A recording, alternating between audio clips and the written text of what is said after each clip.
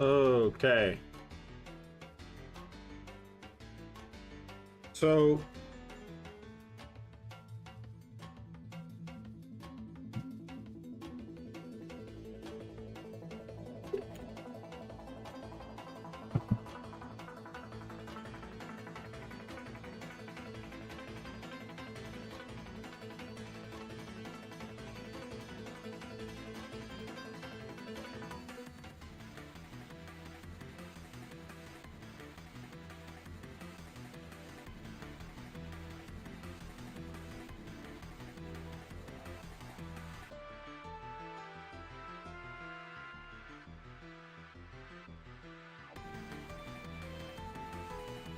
no, that's weird.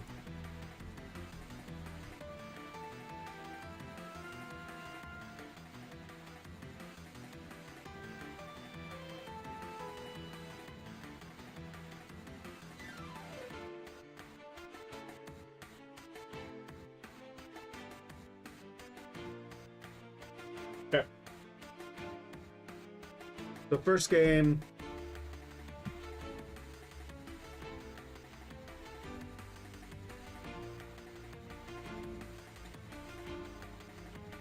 Let's get the planning out of the way. And it'd be pretty simple what I want to do. We are going to be making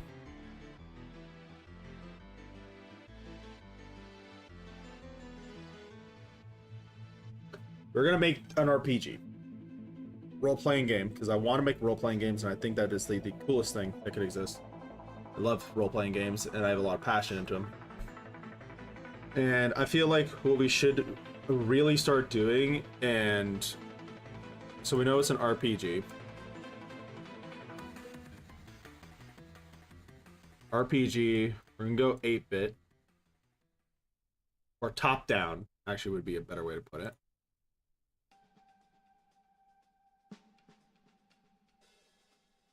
RPG top-down.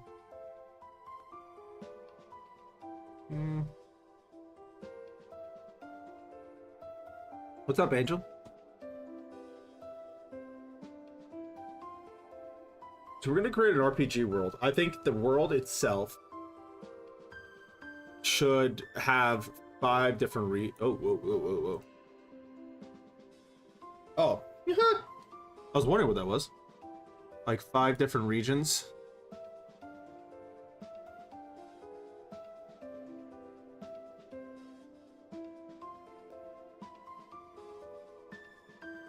Five different areas.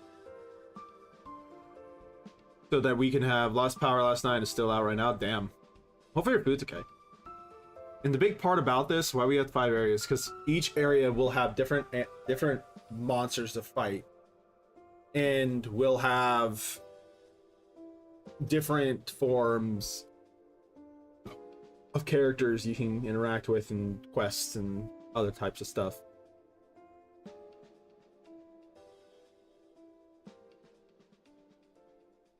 Which is the whole idea of it.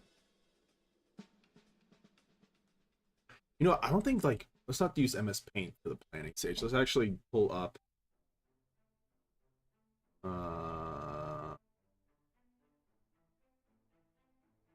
I'm not gonna lie, I freaking hate all the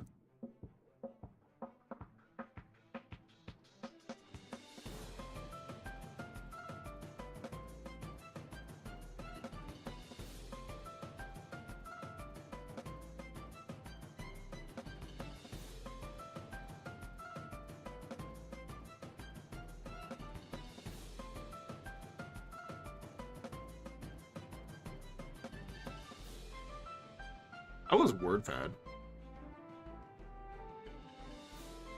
Is Microsoft Word gone?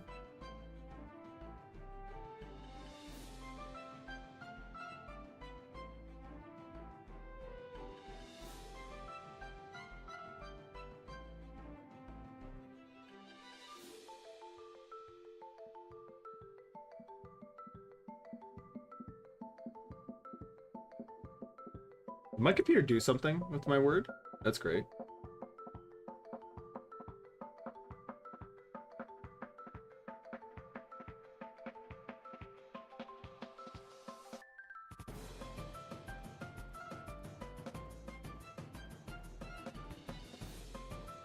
Oh, there it is. Stored it somewhere else.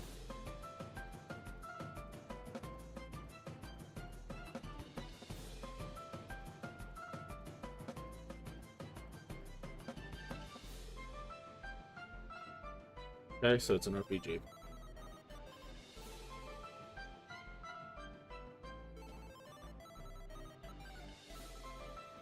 Oops.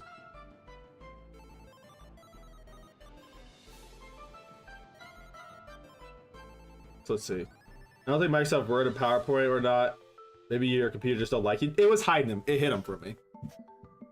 So shoot with 5 realms. I do want this to be kind of like one of those 8-bit games. Kind of like how Pyre Software's game is. Like that top-down look. I've always liked.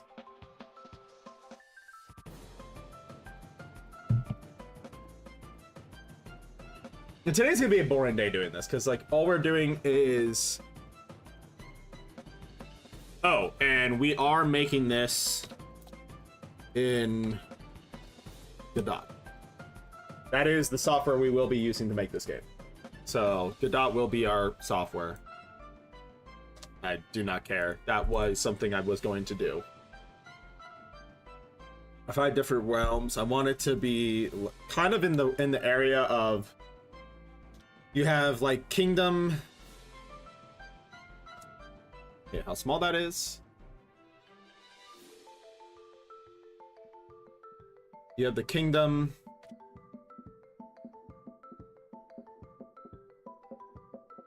Woods. Desert.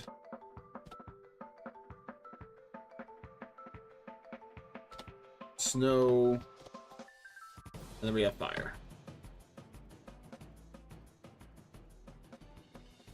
Here, Forza Horizon 4 is being delisted from Steam and the Xbox Store due to licensing agreements. That makes sense.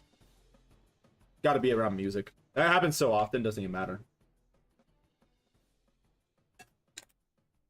5 realms. So that's what we're going to go with. We're going to have...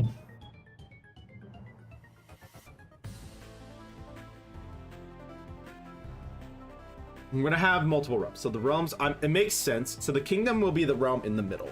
The outside areas each will have different elements. So we have fire, got fire, snow. We'll have woods and then desert.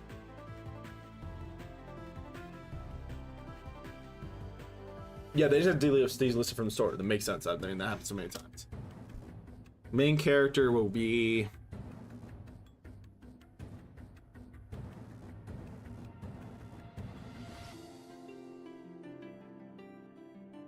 Well, that's really cool that Microsoft's doing that.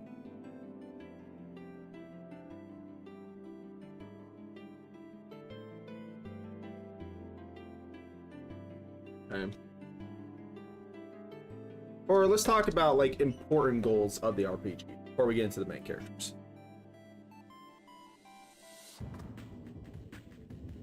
Or we can call them we can call them focuses. That's what I'm going to call them. Focuses, and we'll actually underline this. I'll make you bigger too. Focuses.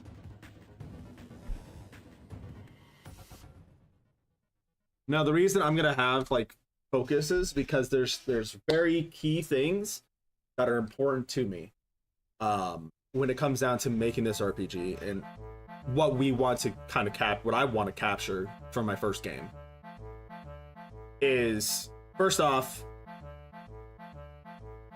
like I said, it's cool. Yeah, like, cause so there's got to be focuses when we go into this from all the research I've done, and so when we go into the focus is,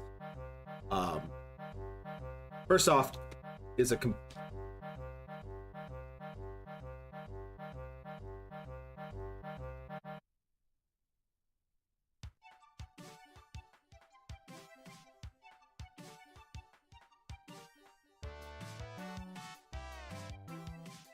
the main character is very simple. We need a character that you can just jump into, you can find and enjoy, and I think it'd be pretty simple. What I want to do with them is, I was thinking like definitely somebody that's from the kingdom, because the kingdom I want to be our starting point. That's like the goal, is the kingdom will be the starting point, and that is a hyper focus of me. So like the kingdom, you'll spawn in, that's where your main character's from, and then you explore the outside and going to different regions depending on the quests that you have. But the character needs to be compelling. Did I put 3 L's in that bitch? Compelling main character, I think a variety of quests. Let's actually number these.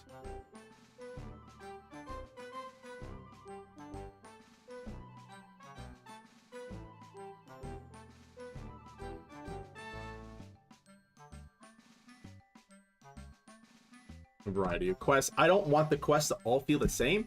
Will there be some that definitely do, like some fetch quests? Of course, and I think that's okay. I want you to be able to get a good leveling system. I want you to be able to get XP in certain ways to level up your character. That isn't just grinding and fighting monsters, which would be probably one of the major ways to get levels. But quests should give, like, there should be a good balance of like, oh, fighting monsters, which first off, which number 3 will focus, right? And 3 is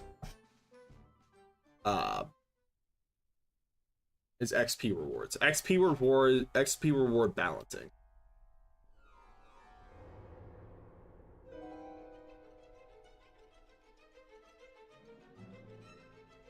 So like, I mean, it's going to be hard to level up, and I well, not too hard, but hard enough that it is substantial and it is efficient. I also think that another big focus of mine, which XP reward balance, and then the reason for the XP reward balance, I play a lot of these games. One of my favorite ones, even though it is an adult game, it is Warlock Boobs. They actually do a really good job at balancing that you can grind like crazy to get all your levels, and that's the least efficient way to get your levels and to level up your character and everything. But in reality, if you do these side quests and do all these little quests, it gives massive rewards. And if you fight certain bosses, it gives massive rewards. That levels you up quicker. I like the XP reward balance. How to properly put them on paper, that's what I'm doing right now. I've done a lot of research, and one of the major things I decided to do, and this is, if you go to Pirate Software, okay? Also, definitely check out, you are on Twitch, definitely check out some of my videos. These are just the POVs for the past broadcast, but this is I have 2 highlights that I just got solidified. They're really good, they're really fun. I'll go to streams, but let's go back to Twitch. Let's go to Pirate Software. I swear if that was somebody in there, freaking. And then he has an about. Geico can help when you're locked out with their easy app and 24/7 help. F off. Oh wait, it's in his Discord. 1 second. So if you go to Pirate Software's Discord, which mine's being slow. Looks like there's a lot of game jam stuff going on. Chat rooms, discovery, 1 second. There's a game dev source, which I've been reading, which is this. It's called Game Development, and it's really great. And this is what I'm going to be using to kind of guide myself. Right. And this is the creation of Ghoul Studios. What my entire goal with making games is Ghoul Studios will always be at minimum a 1 to maybe 10 person job. If we ever get to that point. Right now it's just a 1-person studio, which is me. And the goal of it is to create different experiences and to always try and get better and perfect every single time, no matter what happens. I don't, like, I will make a shit game. That's the first game is going to be shit. But every single new game I make, I want to be better. I want to make more fun. I want people to like it. That's the whole goal. right? But like we are right now, right? And the program that we will be using to start off, the engine that we are going to be using is Godot. Probably gonna get a few of my friends to start making games with them. Definitely, brother. Is like, if you have a passion, just start doing it. Start learning. You know what Pirate Software said is take, like, if you have the spare time, take like a couple hours out of your day. This is your hobby. Make this your hobby and make some games. So I'm gonna use Godot because it actually is very. It's a new kid on the block. A lot of people are loving it. It's great for 2D. It's great for 3D. Like, it's a good balanced one. And I saw that the software in the programming is very simple. And that's very key. I mean, I've wanted to make a game. I've wanted to do this stuff. I was thinking about using Game Maker.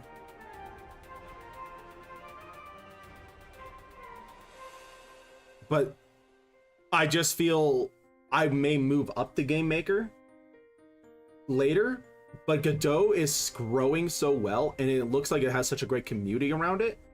I can't say no to this program. So Godot was literally, I was sold on it.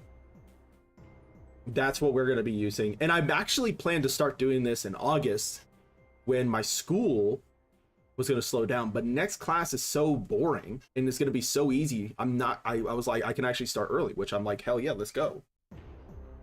I'm still focused on my education, but yeah. So Godot, what we're going to do. And I will be trying to do all the art and everything. It's going to look ugly. I'm going to warn you guys. This game will be launched on Steam and itch.io,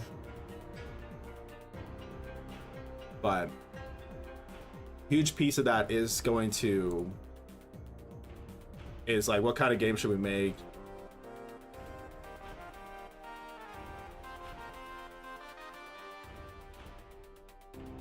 And this is kind of what we're doing.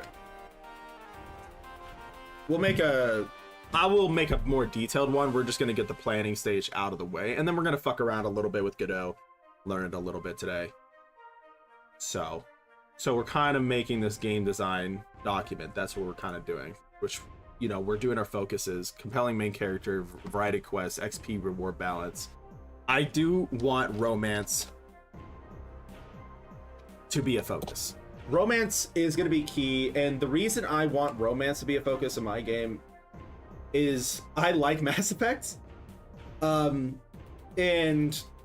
if it's a role-playing game, why can't I have a romance with an orc woman, or have romance with that beautiful elven maiden that works at the bar? You know, I want romance to be a thing, and that is a goal of mine in this first game. And since I'm getting started early, I have a little more time to hopefully like get a little more fancy with things. Romance is a focus. And then dark mystery story.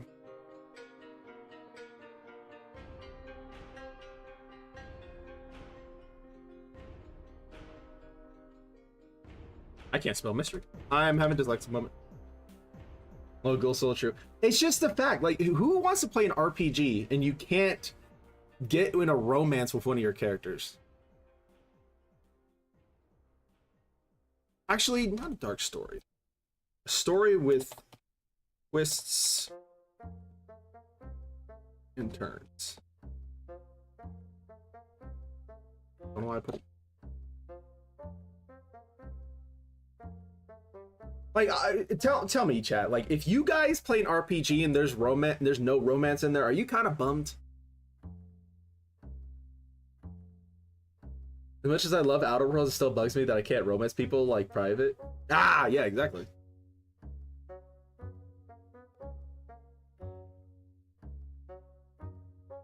Also, this playlist is from Pirate Software's game, because I've been listening to it while I watch him stream, and I've been actually loving it.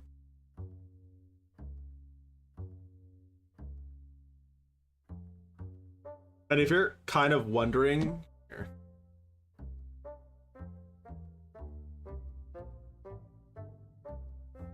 how I want kind of the regions to look, we'll have, this is the kingdom, right? So K.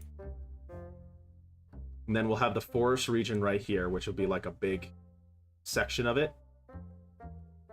That is F.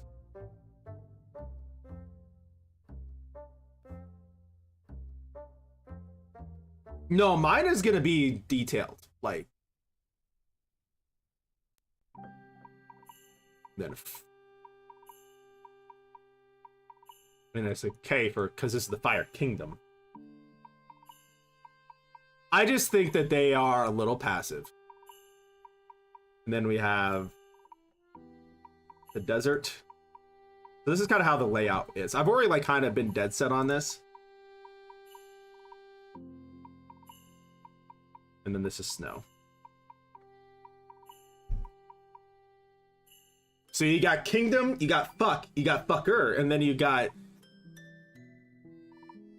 death, and then sweet. No, I'm just kidding. It's just snow. That's how I kind of want it to be.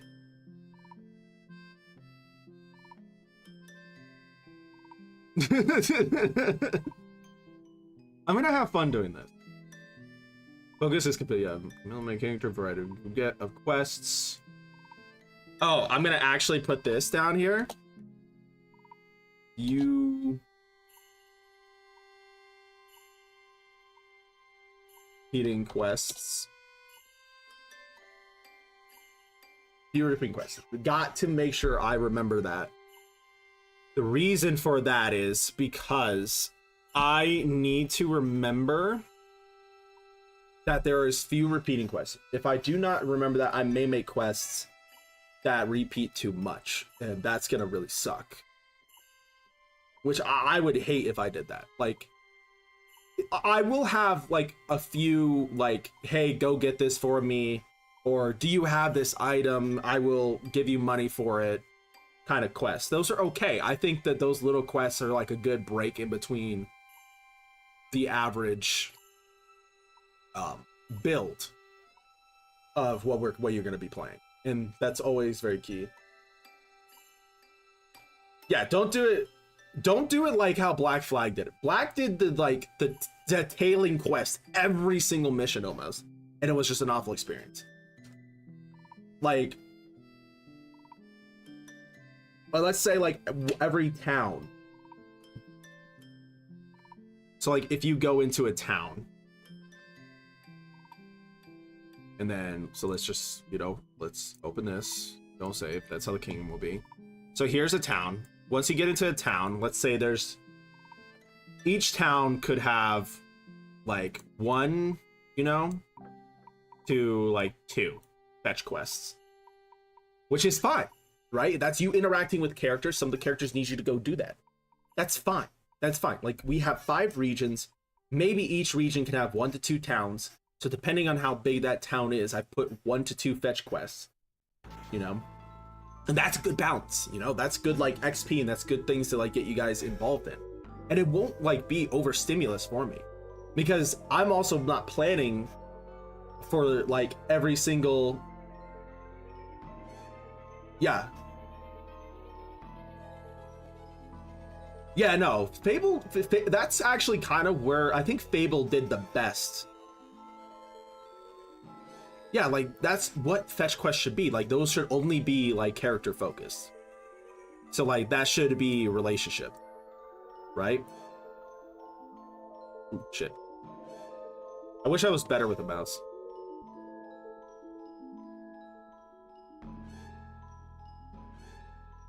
That should be don't read that. I'm awful. Can't fucking use a mouse to do anything. I also got a new mouse pad and a new mouse in general, so we're trying to figure that out. But that should be like relation based. This should be to like build up your influence with that character or something like that. But yeah, like I said, like if you go into a town, some regions may have 1 to 2 towns. Some regions may have even 3. Who knows? How 4 does it? Yeah. But those should be based on like how you're building with the character, and then like maybe that character's like, oh, can you save this person for me? That kind of stuff. Super simple stuff. Yeah, so few repeating quests. Keep that in mind. XP reward balance. This is between combat. Yeah, okay. Story with twists. Okay, turns. Those are focuses.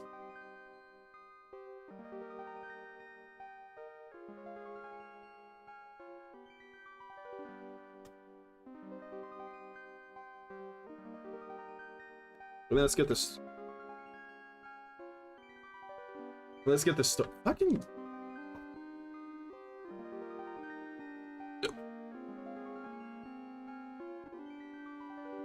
Story.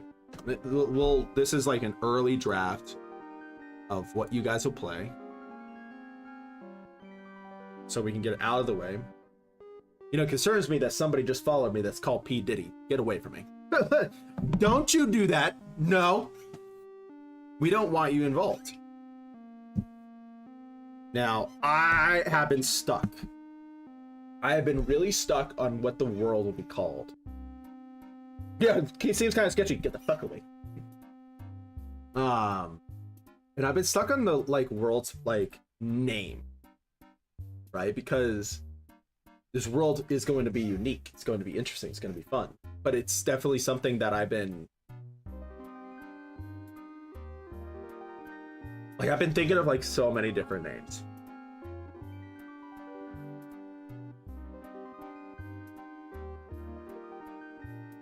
Like there was the Kingdom of Willowmark, but I felt like Willowmark would be a better like town name.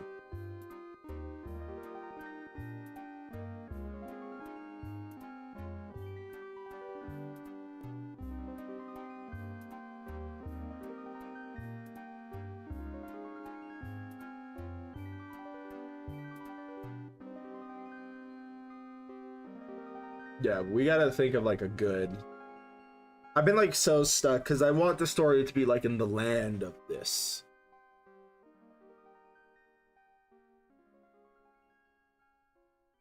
Because like, think about it, like Game of Thrones, it's Westeros. You are in Westeros, the land of the Wests.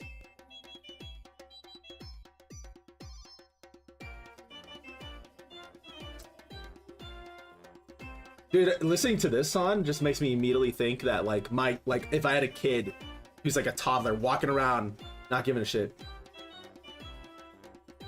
calling the land of Ghoulville, nah, we can't. It's not. No.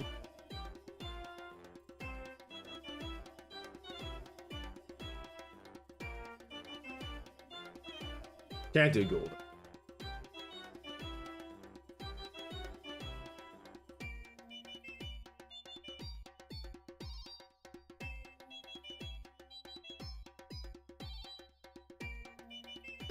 One second. Let me look at one of my.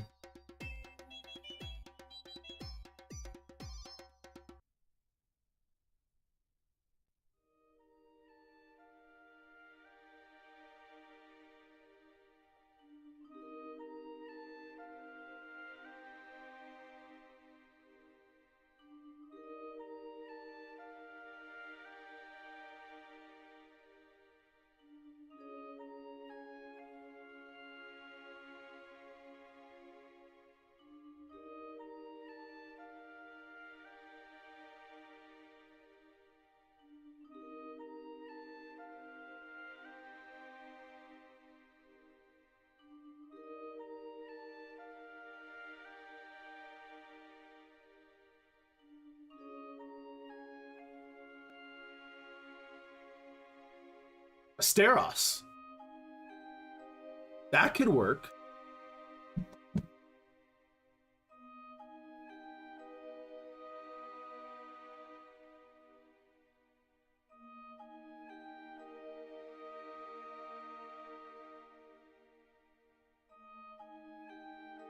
The land of Asteros. Asteros or Asteros?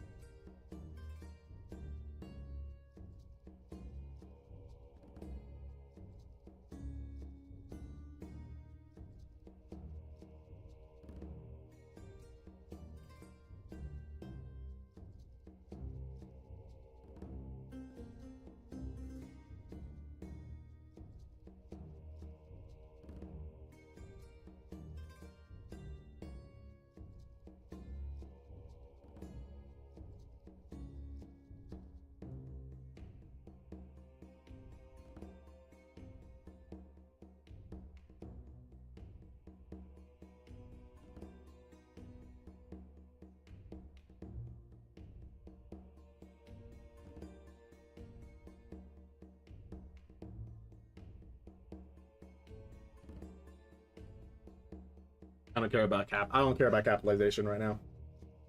Sounds kind of catchy, the Land of Asteros. Yeah.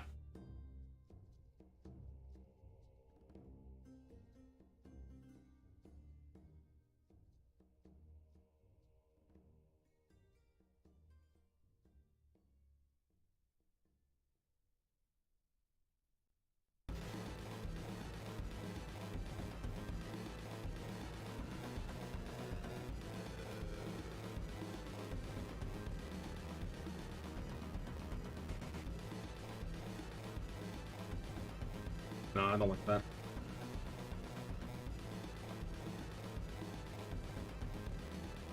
Supposedly the power is supposed to come back on at 3 p.m. my time, so we'll see. So somebody crashed into something to like destroy the power.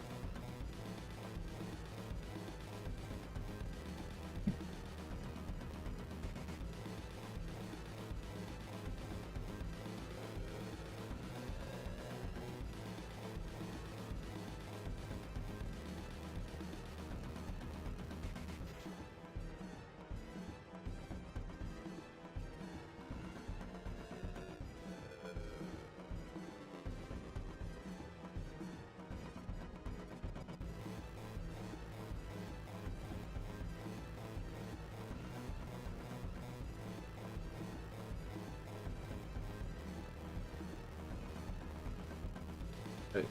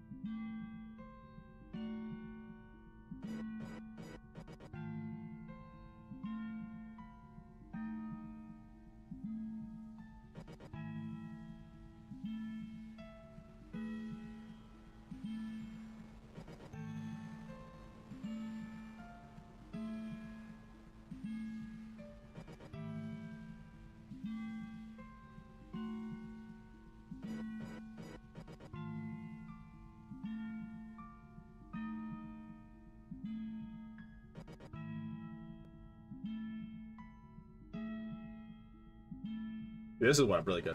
This really waited last night and pretty hot, so it probably took out some power grid or something.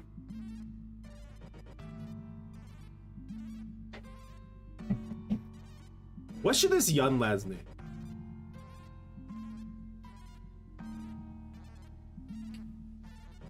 Oh, like I would like for the player to make their own name.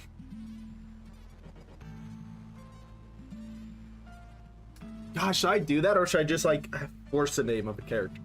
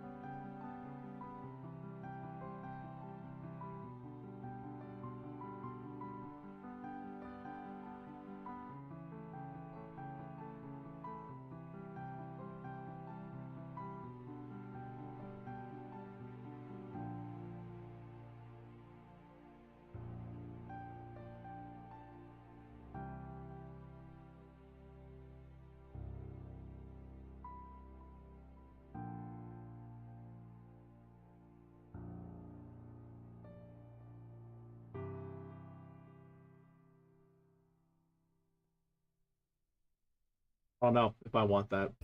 God, I don't know if I want let the characters decide their name or set a name for this guy. I think I don't. let the characters let the players pick their name. Put that as a focus. But there won't be character creation. I will learn that in another game. Character creation was not that, but we'll put 6 down.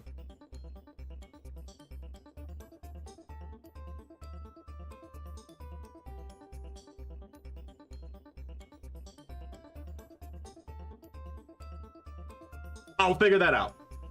I'll figure out how to make that. But I'm also like worried if I do that, like I can make another one and try and figure out how to do that. Because then I have to make sure that it fills in certain lines of text. If a character says, we'll keep this as like a focus, player picks name.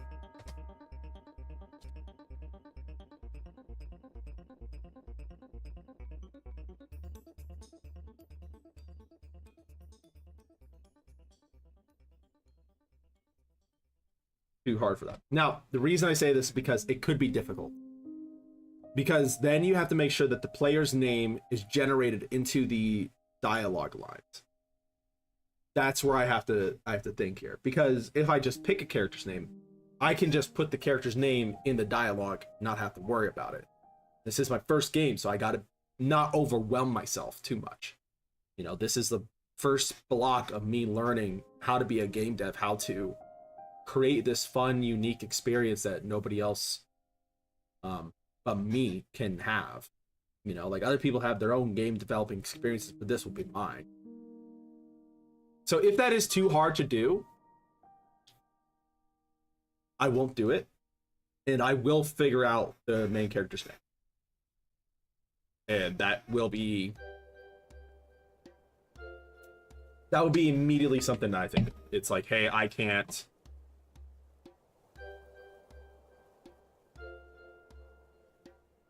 Target audience.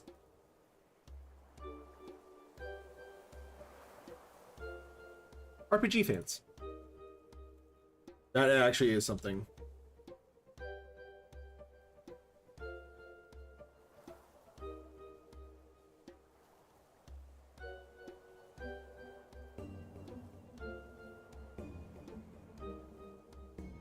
Target.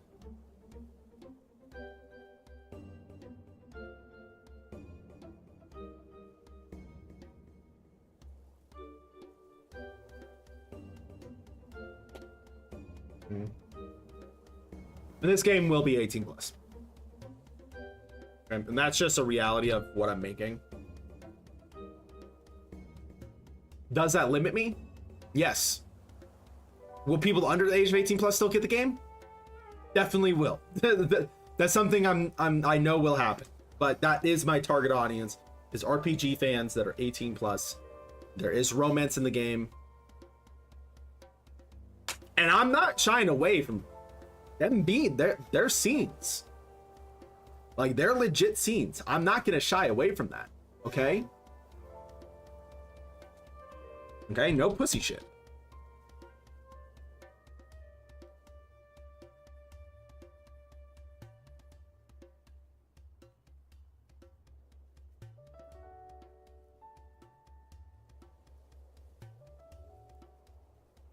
Now,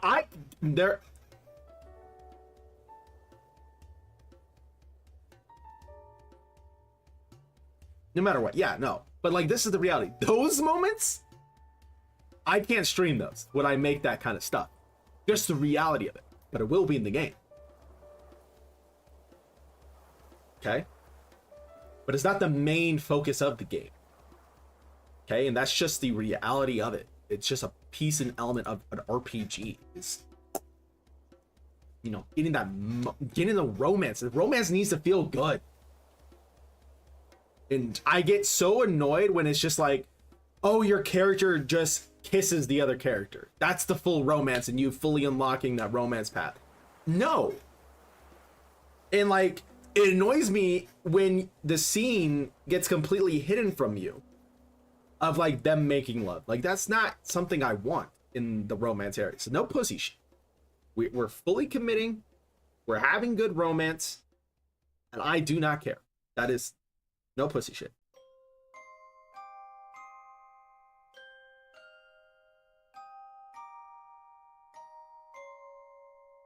That's just the reality of it. Target audience 18 plus.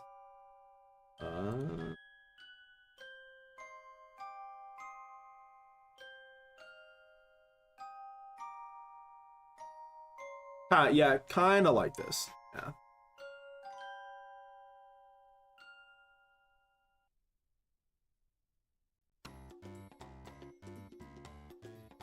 I think if I had to... Primary mechanics, yeah. Walls of shopping forces. I do want them a little 3D-ish.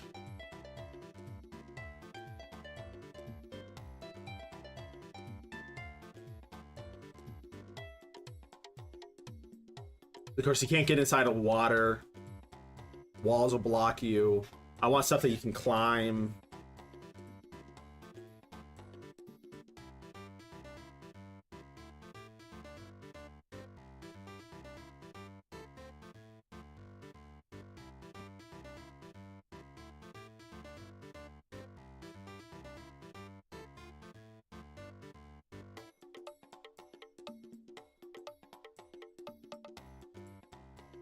Oh, blah, blah, blah. What? Did I just have dyslexia? What's happening here? What's happening? Nope. Nope. Let's not do this to me. Alright, listen to Ghoul. This is...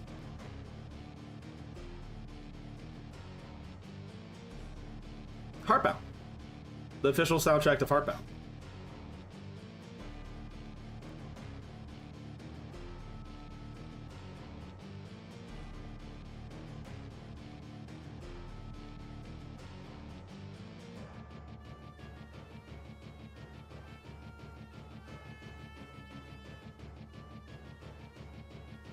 You know what? I gotta bring this down into another page. This can be its own separate page.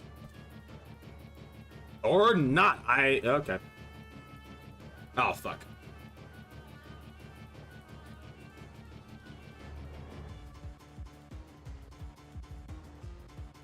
Alright.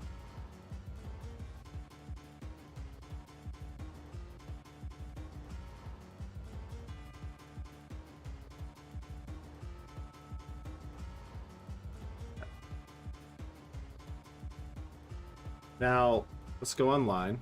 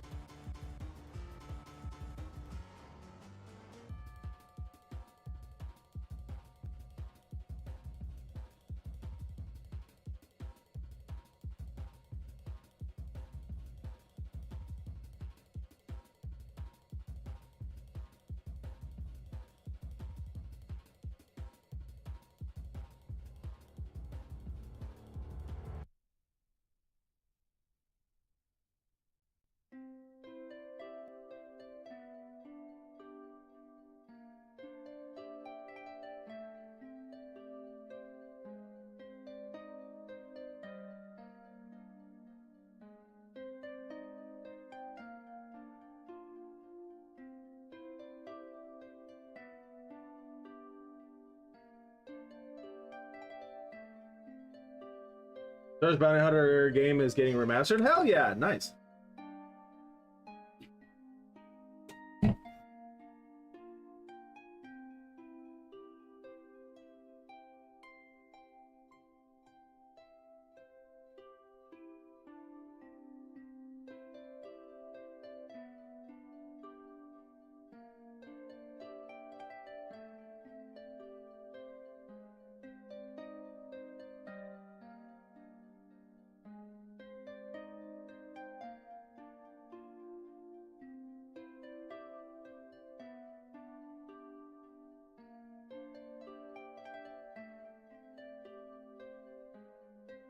So we're gonna kind of do stuff like this. This is like kind of what I want to go for. It's kind of like something that looks like that.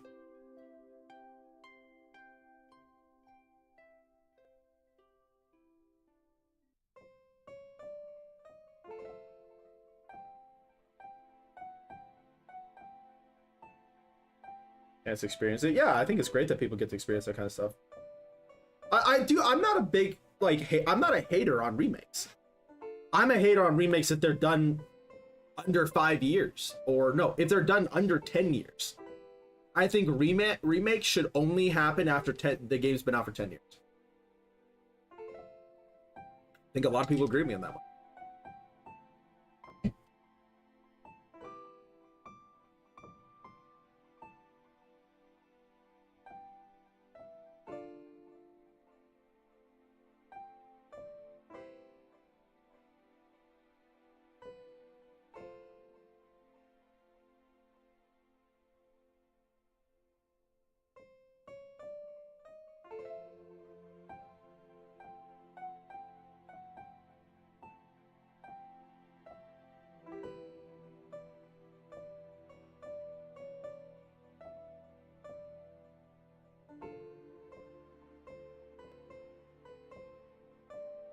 This is gonna be super simple. I'm not like an expert at doing this stuff.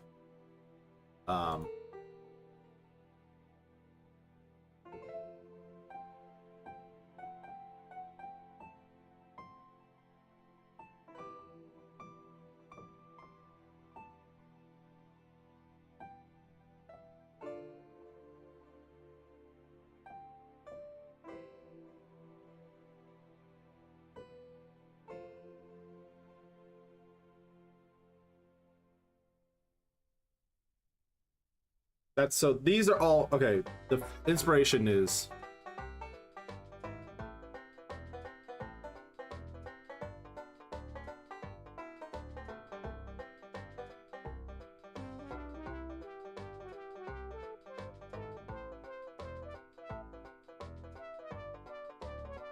and I haven't designed anything yet, so it's okay to have this as my inspiration.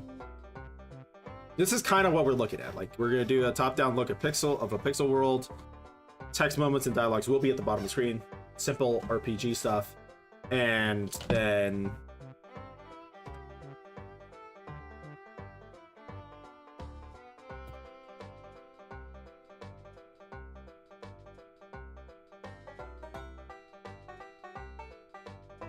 I'm having turn-based combat. Turn-based combat was I think is the easiest combat for me to do, and it was the most important.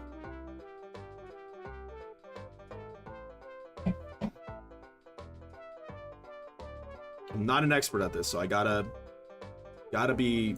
I can be ambitious, but not too ambitious.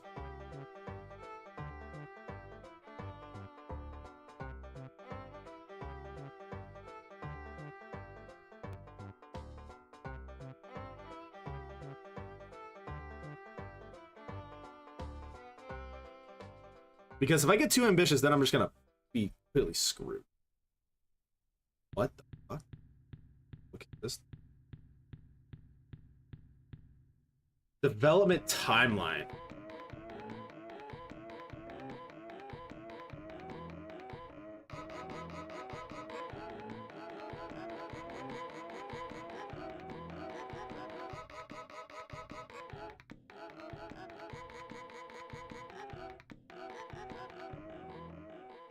This would be good.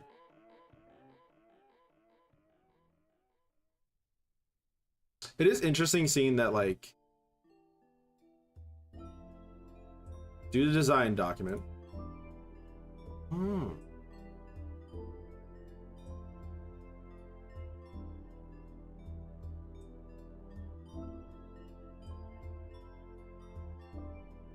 Anyone can use a Mass Effect dial? Yeah, they're not. They didn't lock that behind a wall. I mean, that's normal. We should do this.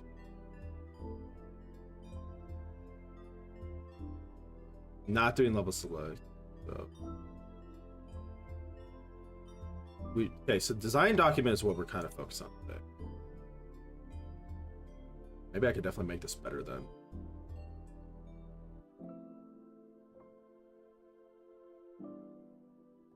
Mine's gonna, of course, look different than this, but I do like this.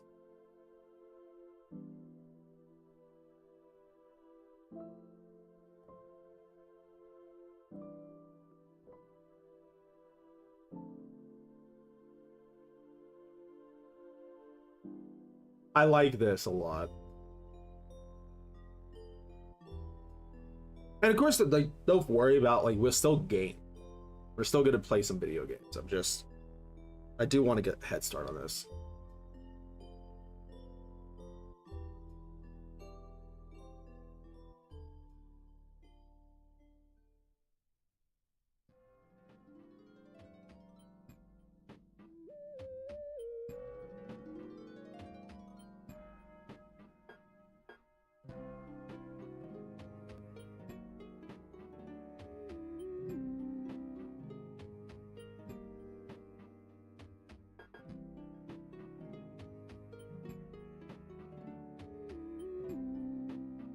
Main menu is gonna be simple.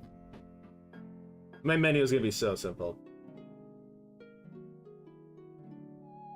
I could actually probably design the main menu and just like think about it early hand.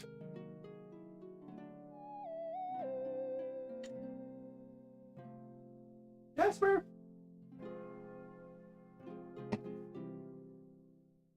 Oh. Stand up really quickly. Oh.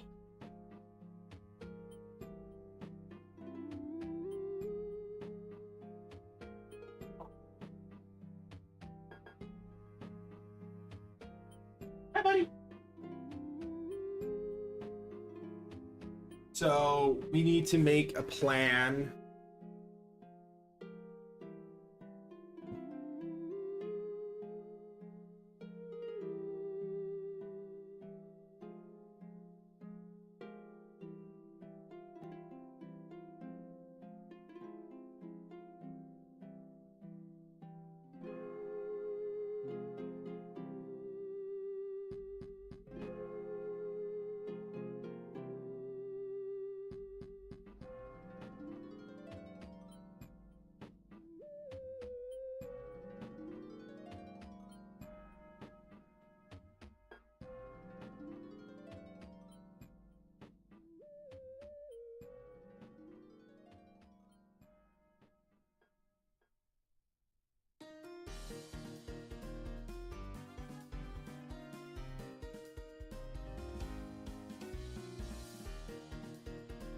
I'll give you some trust, don't worry.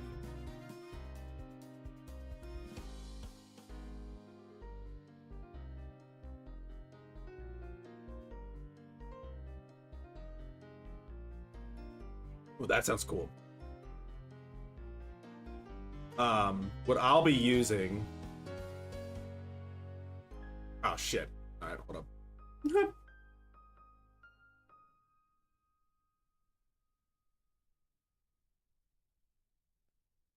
What I'll be using for music... So I actually have taken classes in making music, so I'm okay. I'll be using... Nope. I'll be using Anvil.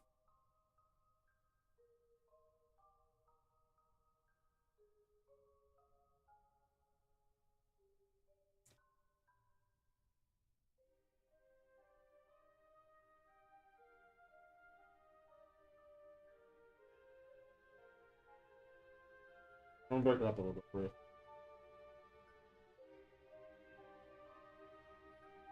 Yeah. I'm gonna be using Anvil. I was debating Family Studio, but I just don't know. I just know Anvil.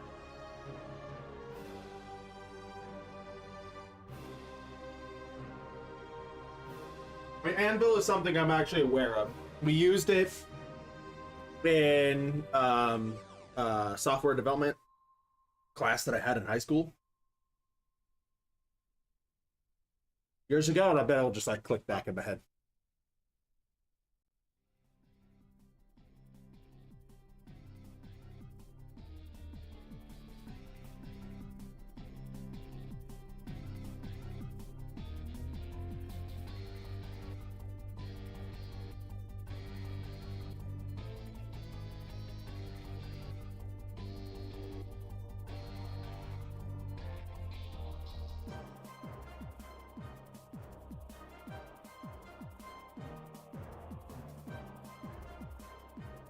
Mhm.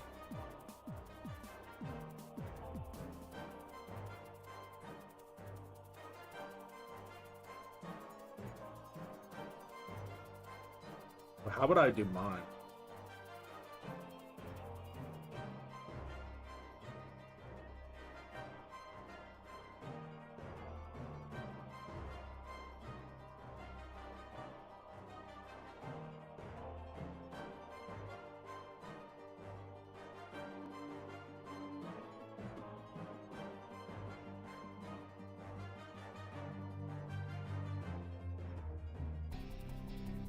How do I want to make my schedule? Yeah. You know what we could do?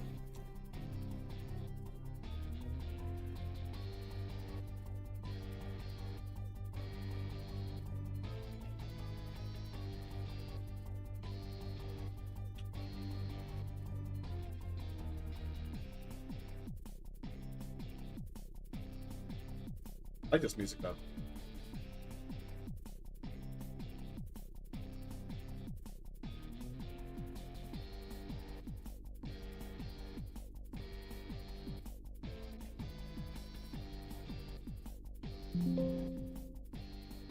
Fuck. Oh no. How would we want to like schedule? Maybe we should focus on certain things first. You know? Like let's not like I don't really think a time crunch is what is needed for me. I don't legit think that I should have be on a time crunch because it's my first game. What's up, boys?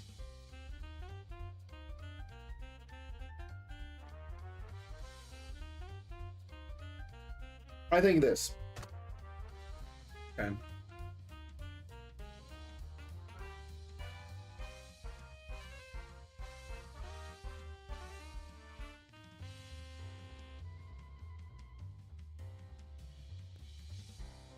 No, I think I can get the main menu pretty early. Actually, a lot of the times the main menu is like the first thing. This is the planning day.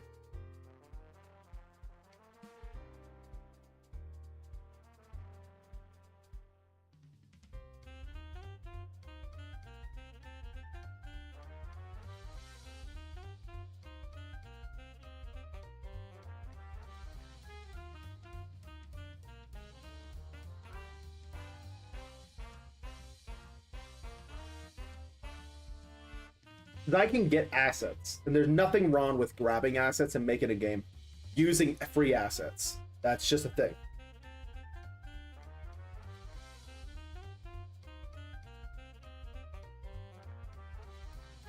Oh.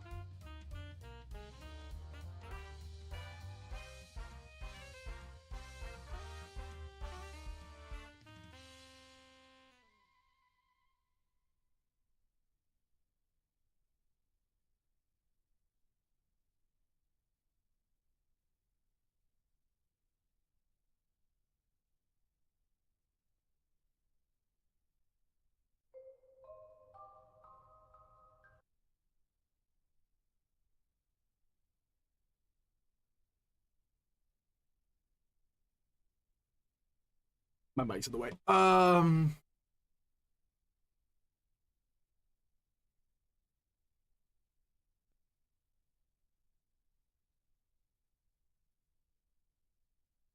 Hello, I'm Stein. The frigining is upon us. Don't leave the fridge open? No, leave it open, dude. I need to breathe. I'm in the fridge. I'm live without Twitch. Hands down. It wouldn't, what we're doing would not be possible without Twitch in any respect. Over the last year, we've finally gotten our own categories. So we have software and game development as a category now, which is really, really cool. But on top of that, it's shown that so many different... Actually, I want to do this.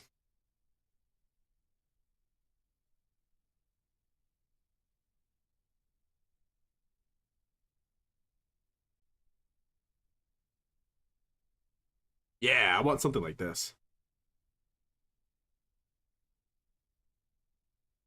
Hello and welcome to the most important and informative Go.4 tutorial series you'll ever watch, because we're going to be creating this game you see on screen from start to finish, step by step. And I'm going to be explaining how everything works and why everything works. We will be starting from creating our player to movement to AI enemy to our own combat system. To my own game. It's Ghoul Studios. Smooth camera movement, using tile sets, etc. We'll be going over everything you need to know about Go.4 and how to create your own game. As I said, this exact game is the result of this tutorial series, so you know, if you want to create an RPG, this is the perfect series for you.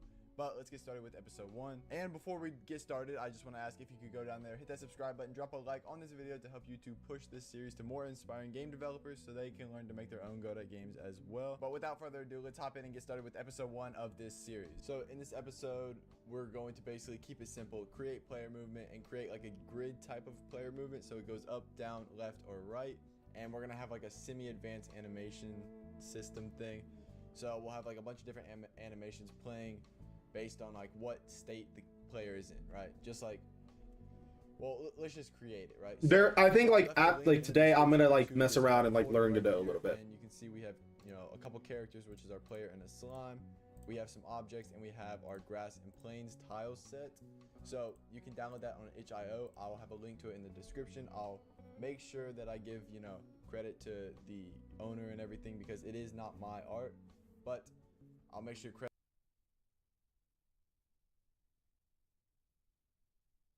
I need to be careful when I open this, actually.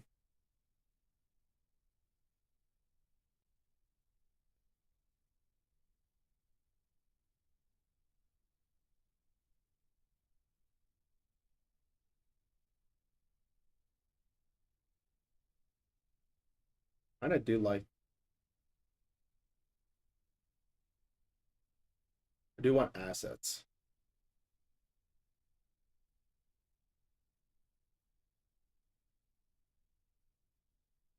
Mystic Woods is pretty good.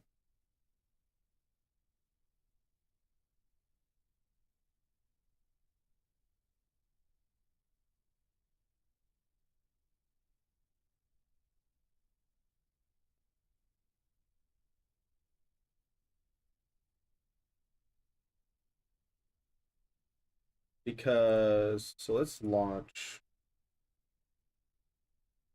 Put you up here. Oh, I need my music back. Shit. Fuck.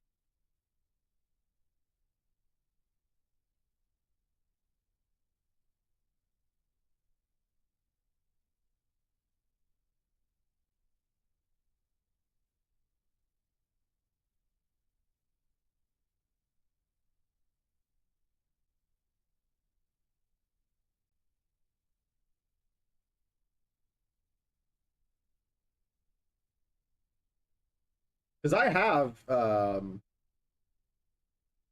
where's it? Oh, did it not make a fuck? You bastard. Damn it. Of course it would do that.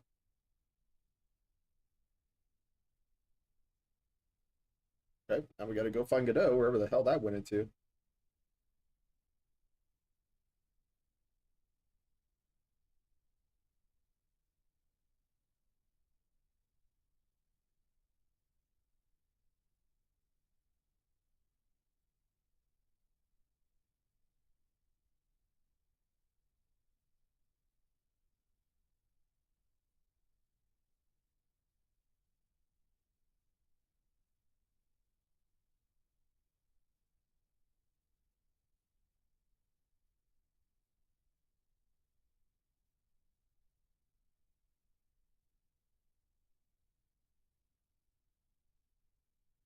Oh, no, that's...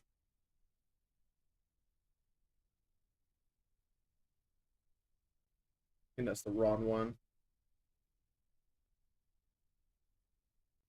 Yep, lost the wrong one. Forget.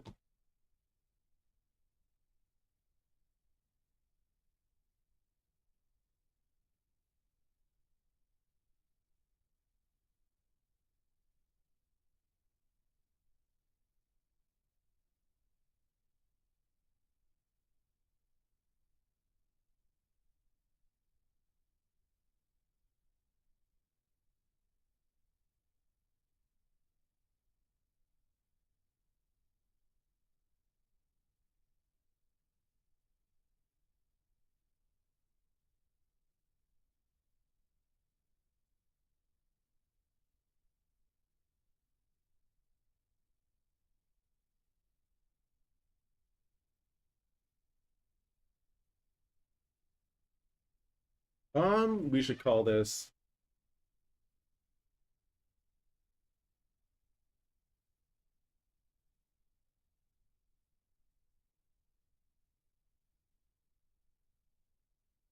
Land of Asteros. Or no, the first game should be called Adventures of Asteros.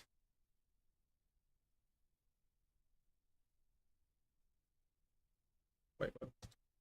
Why are you texting over there, you bastard?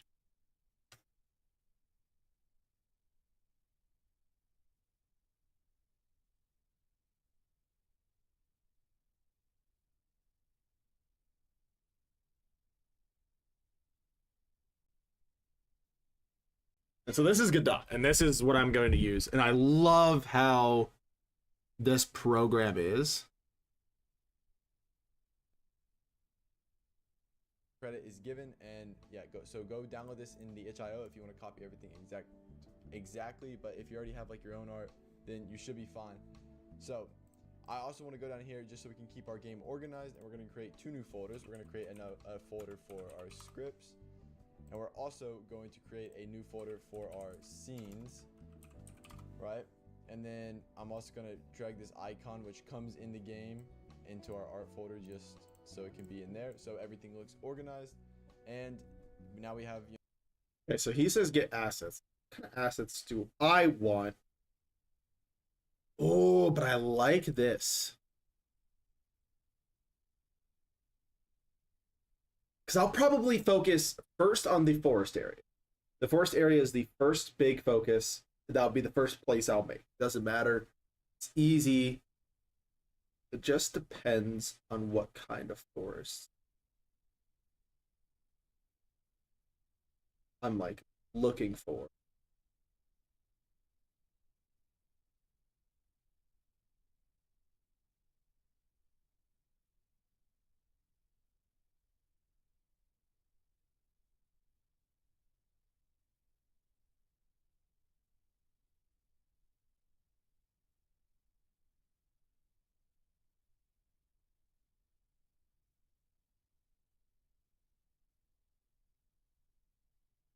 Oh, I could use this? I really like that one forest asset. Hey, look at this.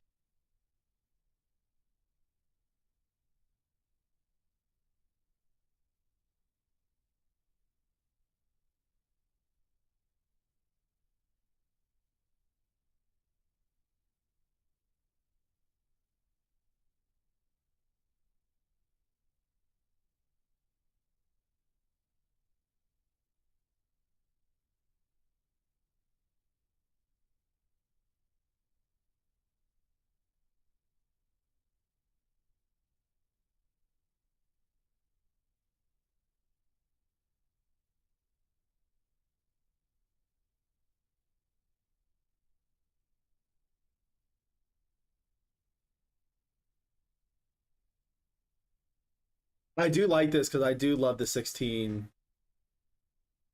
type stuff. Man, I wouldn't mind spending the money just to get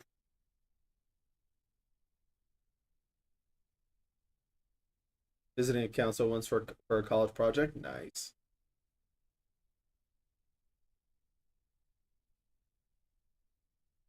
I like the crystal. Very nice.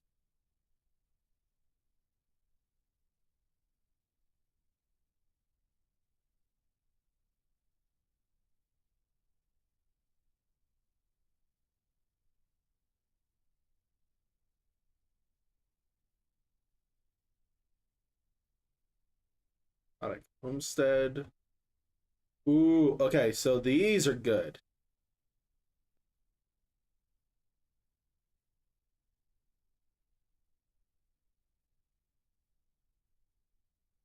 Pretty simple.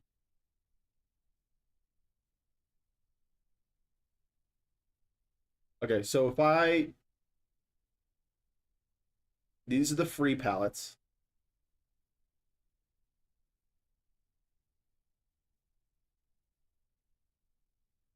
My meeting of developers is Ubisoft. Yeah, so Ubisoft. I have met developers from 343. Uh, I have friends inside of Activision, and then I also have a friend in Ubisoft, and then I have met devs that are tons of indie devs. I know. So this is the cool thing about gaming communities is like you can do so much because like if I spec right,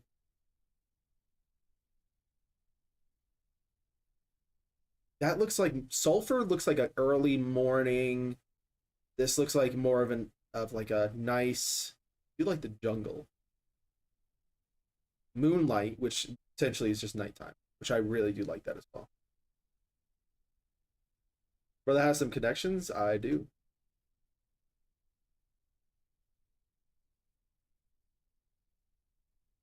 I like this.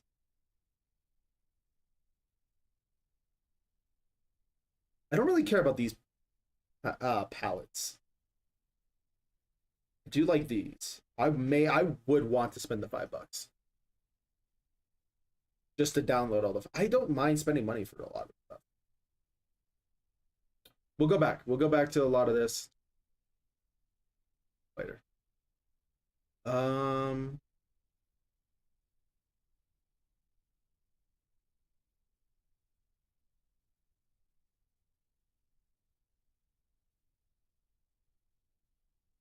nah, I don't like this one.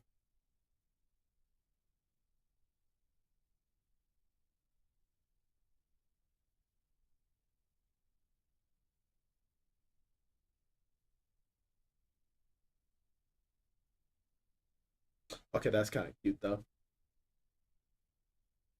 Okay, we're gonna remember this one, right? The free pixel art, the mana seed. I like that one a lot. Ooh, what's this? Holy, I'm overwhelmed. Do like it though. Like I want to learn how to draw a lot of this stuff and make my own pixel art. I will learn that eventually down there because that will be my focus of making characters and stuff. And that will be a whole learning phase. Like that will probably be the biggest learning phase. Once I get efficient at it, then it's not really a learning phase.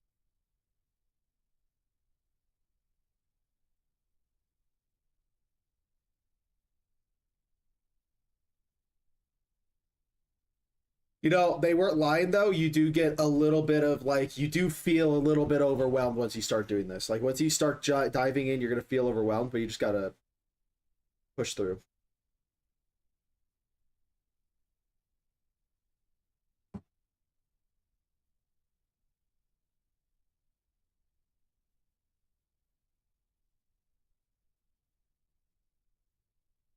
I see, I'm just not a fan of this.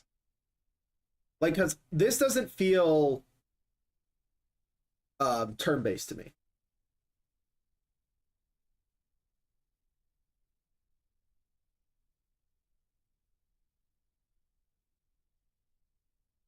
You know?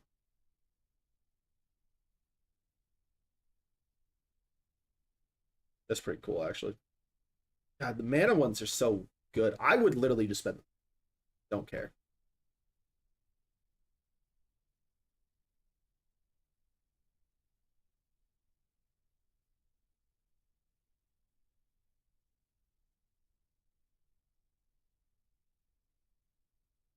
Wait, so this person makes okay the mana seed.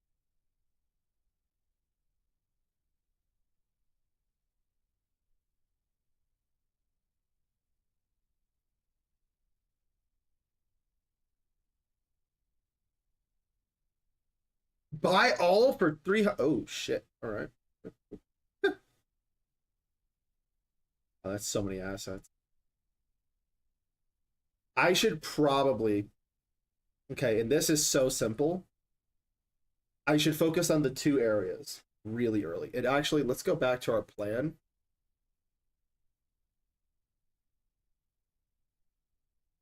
Um, and game design plan, we build the kingdom and we build the forest first. Okay. Kingdom, of course, is the first.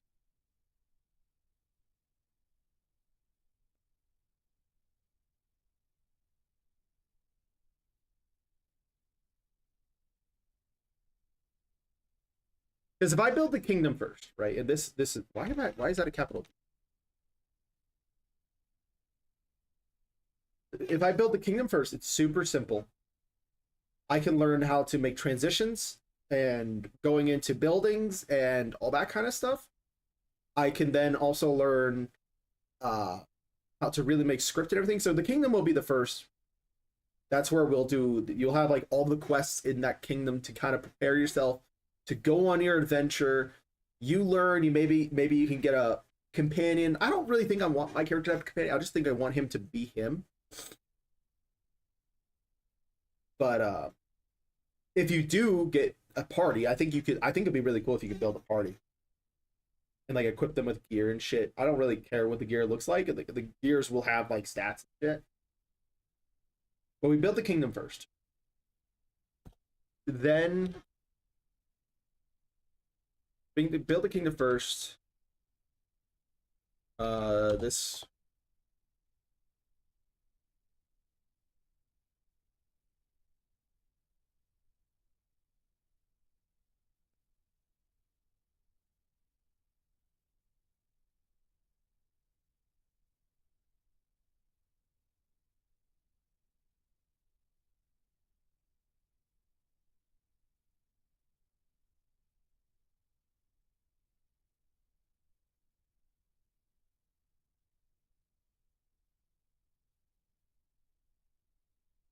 that would be, that is like actually ideal that we build the kingdom first.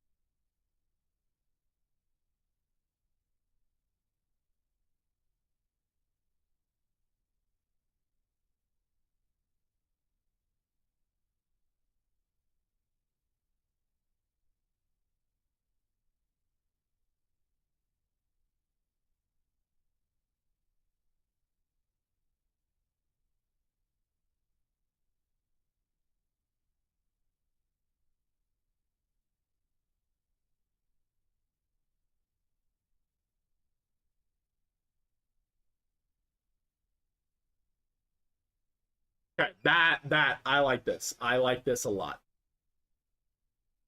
Yeah, we build the kingdom. It would be the simplest thing. So we need to look for on a castle to like these castles. Don't want the steampunk airship. That's almost looks nice. That's about $3.99.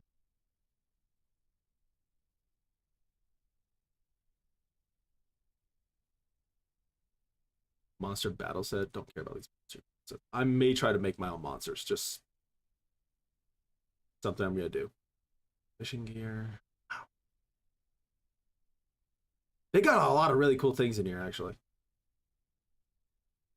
Royal Garden. Why is the Royal Garden so expensive? What?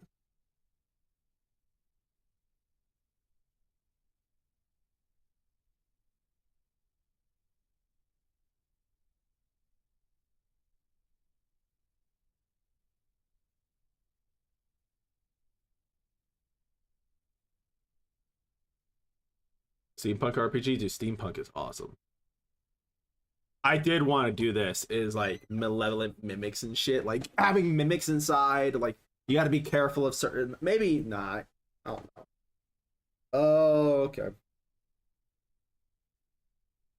I like these people though.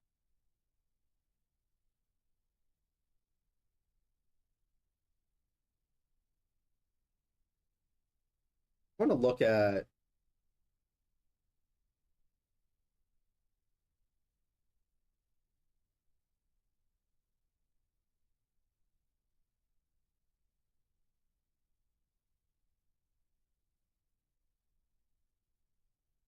Castle Builders bundle. How much is that? $50 for the Castle Builder. That's not a bad price. And I could dig the I don't mind spending 50.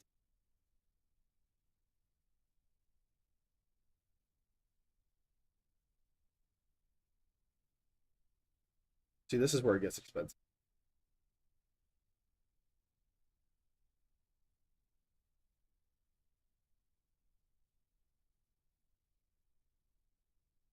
I do not know if I need to apply.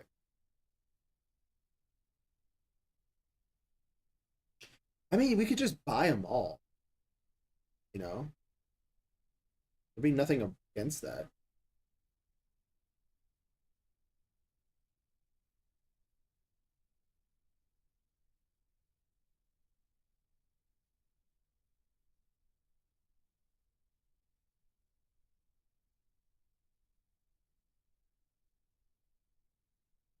I like this. This would be perfect for what we want to do.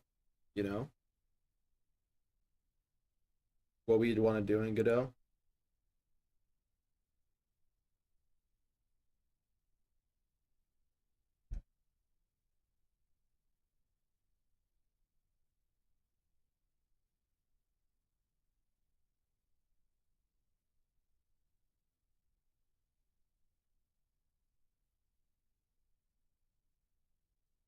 Where's the music?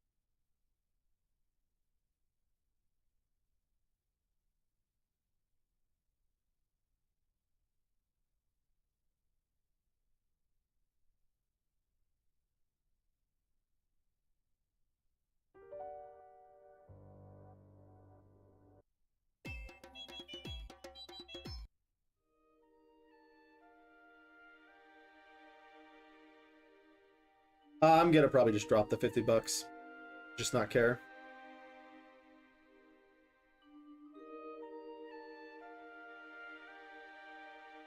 I really like this. I'm like sold on it.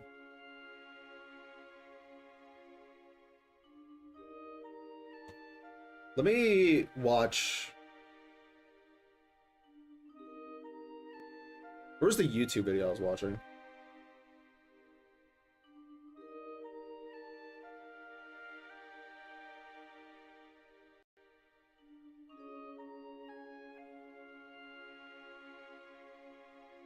Ah, there you are. You know, scenes in a script folder. So we're gonna start off by making a brand new scene, which is gonna be a 2D scene, and we'll just name this our world. And if we Control S, we'll save it, and we'll make sure we save it into our scenes folder. And now we have, you know, something in our scenes folder, which is our world. Why do all game developers make like? Ooh, wait. Hi everyone, this is Andrew Hoffman. If you are a subscriber, welcome back. If you're Build a a top. subscriber, make Ooh, sure to I like click the this. subscribe button on the bottom right of this video. Today I'm going to be showing you this really cool tool called Godot. It looks like Godot or really high quality. So this guy released this pixel art asset pack for free. Kainos, I'm going to give him a shout out, Cainos. And he released this pixel art for free, and you can use it to test your game before you build your own assets if you are not maybe an artist by trade. So you click download here, and then we're going to go to download. There we go. We have this pixel art pack. Let's open up the assets, jump in this texture folder, and just drag them all over. Well, What did he just do? One thing I found is on this itch.io web in edit, and now you have access to the full Godot game engine. It was like, I don't like you, so I'm not playing for you. I just never started it. To Godot. So before we can do anything inside of the game engine, I'm going to jump back here, and inside the game folder, I'm going to create another folder called assets. That's actually pretty smart.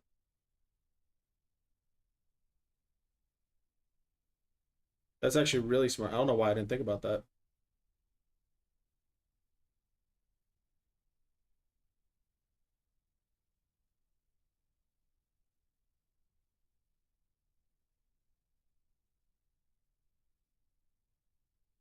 So, new folder. This is assets. That is so fucking smart.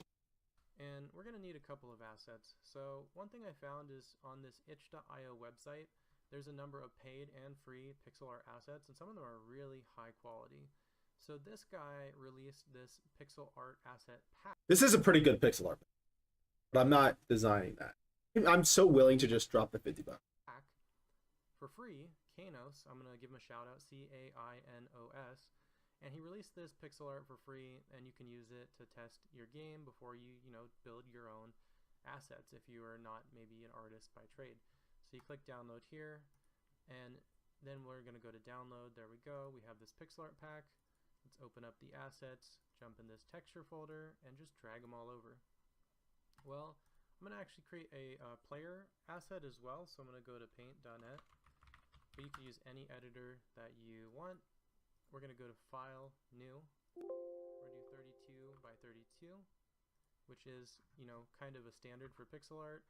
And we're just going to make this, let's say, blue, and let's put a big yellow P on it so that we know that it's the player whenever we're doing something, like moving it around the screen, for example. There we go. So we're going to go save as, and in this case, we're going to go to the assets, and we're just going to call it player. Well, that's kind of cool. Cool. So now we have a bunch of beautiful pixel art from Kainos.itch.io. Check him out. This is actually pretty genius. We have a little player icon.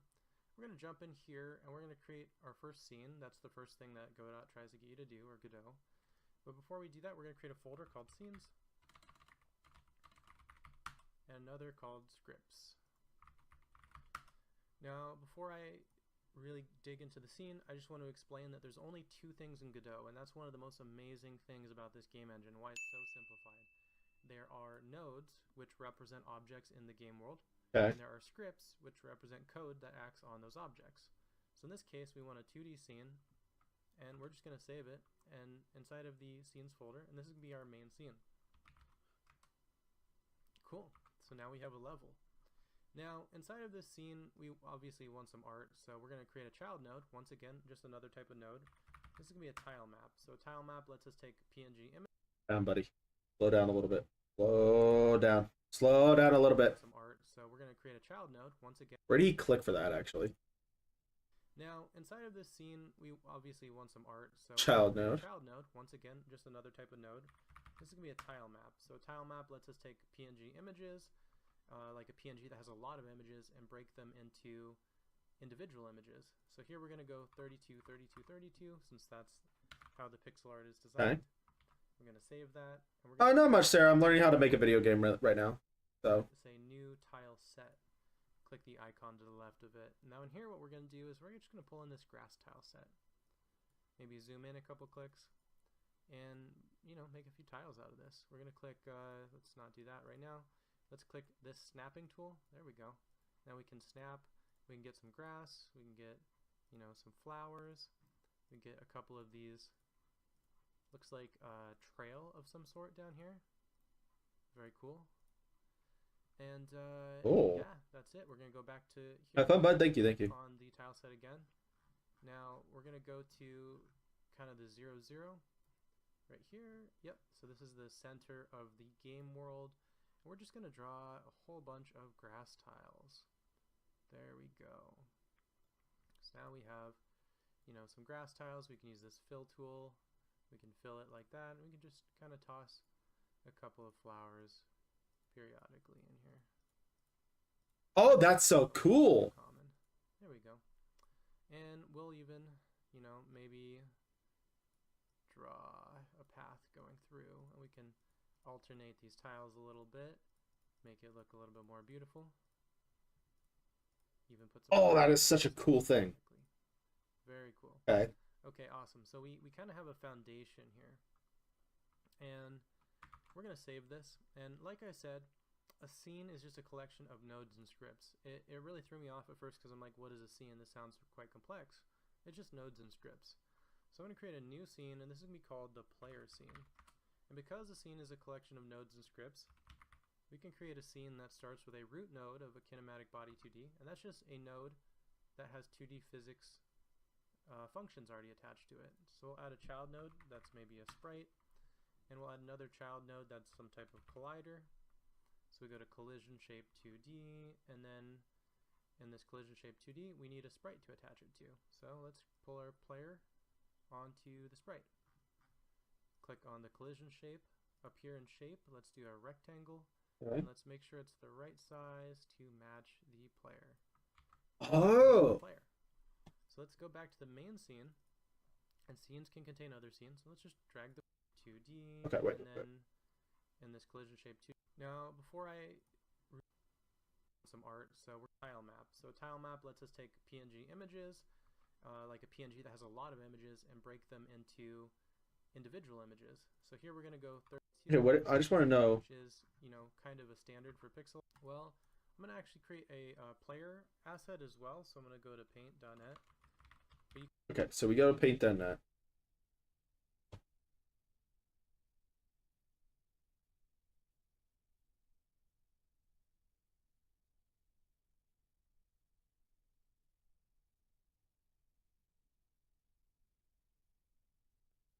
Paint that. Oh, I can just download this. Actually, hold on. What do I actually want to use? Because there's a pixel. Wait a minute. Let me. I have a lot of things open.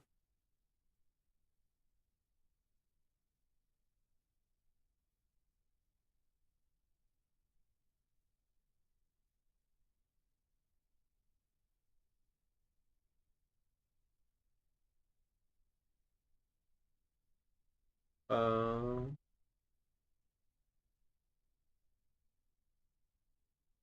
And then there was an art program that I did. A sprite.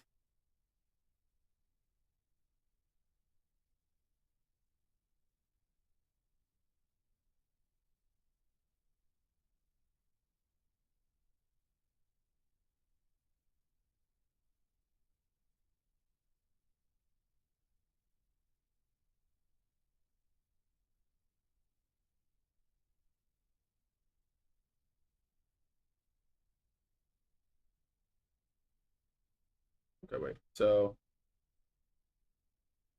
Okay. Sprite is the actual god of pixel art tools, running at a cheap $20. This powerhouse is super affordable, but also carries an extra bonus. You can get it for free if you compile a sprite from their GitHub. It's entirely free software. Get this, use make sick pixel art. Ooh.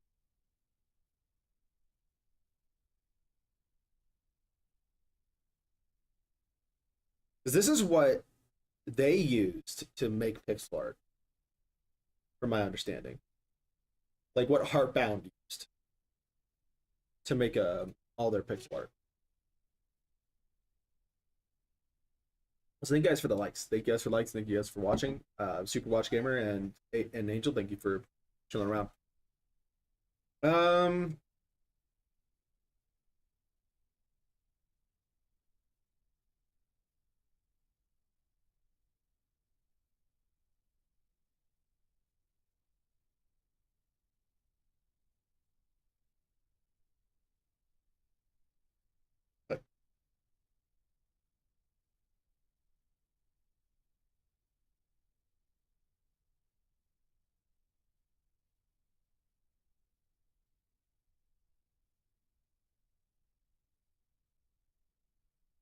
I just like download this.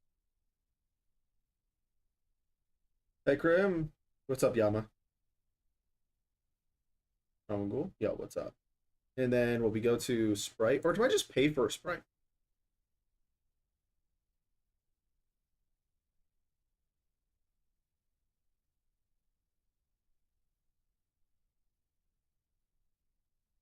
Well, look at that. That's so cool.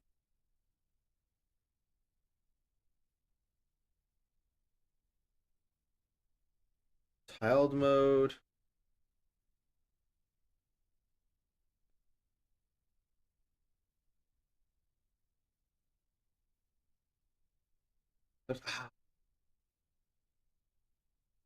Kind of like, but this is like a cool. Check it out. Oh, my ears.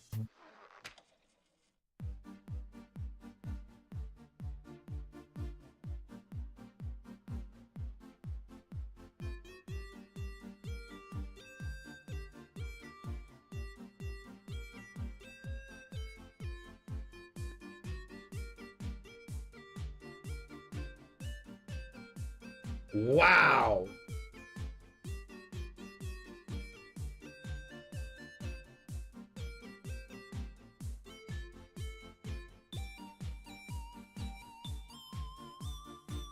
RPGs are made of these? Oh yeah.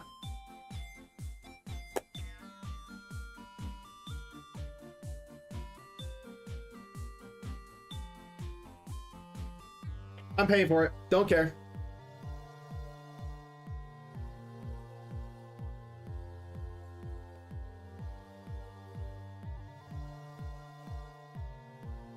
Wait, this is how I become an artist.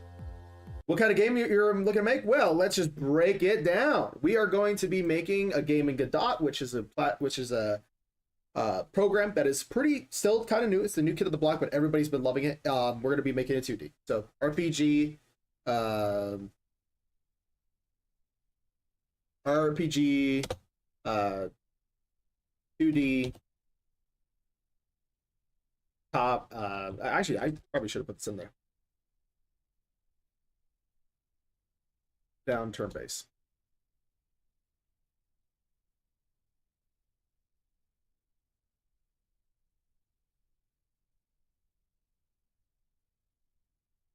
With 5 realms. Kind of. So, not really. My inspiration comes from a game called Warlock and Boots, which is this game right here. This is kind of my inspiration. It's a game that I have put a lot of time into. I think it's an absolutely amazing game. This is more of an adult game, though, hence the title. But this game, unlike a lot of adult games, actually has a lot of RPG elements where you're like doing romance, you're doing quests, you're fighting monsters, and all that kind of stuff. It's just more. This one's more focused on the, lewd area. I'm going away from that, and I am still doing the romance and everything. I want romance. Okay, so the focuses of this game is we need a compelling main character, which I'm still deciding if that's going to be a character that you guys can name yourselves or I make the name myself. Depends on how difficult this is. It's my first ever game. So compelling main character, we have a variety of quests because I don't want you guys to feel repeated quests. But once the quest is done, not sure if there's going to be any reoccurring quests because then people will be like, oh shit, I've only been doing the same thing over and over again. That could be the case. But a variety of quests, XP reward balance based off of, hey, quests give you bigger XP than just grinding and fighting monsters. Pretty simple. Romance, no pussy shit in this, okay? My romance scenes, I do not care. And that's why this game is going to be a target audience is RPG fans that are 18 plus. Because I ain't shying away from nothing. You're going to see this full scenes of the characters making love. Don't care. I'm not a person who's gonna shy away like a lot of other developers. Story with twists and turns. Like I've put down the story. It's in the land of Asteros. You'll be playing as a young lad who is dreaming of adventure. His eyes are set to leave his family's pub to find his own path, creating friends and enemies alike. His journey comes to twists and turns as bigger challenges and corruption block his path. Learning of dark tales and history, finding ruins and abandoned homes. Tales that will uncover more than he wanted, but between these tales is happiness and beauty, romance and exploration. That's the kind of goal of what I'm going with this. One focus is the player pick's name. I would love to get that in there. And it seems like, no. I could, is BioWare. BioWare still shied away. I mean, you're seeing everything. And I mean everything, like him in her. That kind of shit. Like I'm not I'm gonna make BioWare's shit look like nothing. I'm gonna be more detailed than Baldur's Gate 3. Keep that in your mind. Will it have the animations? Hell no. Okay, but the art will be good.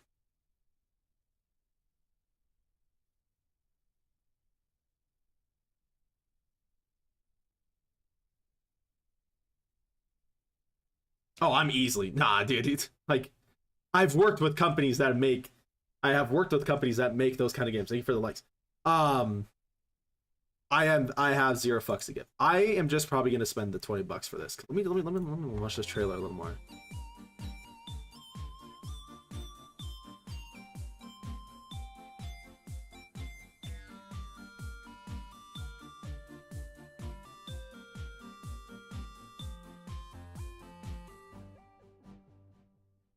I like.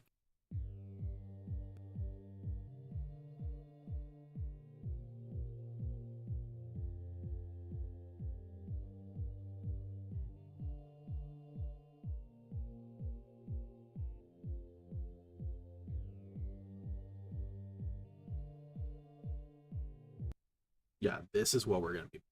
I am doing this. Well, time to buy. I'll do this off screen. Let's not do this. Pay with Amazon. You can pay for with Amazon.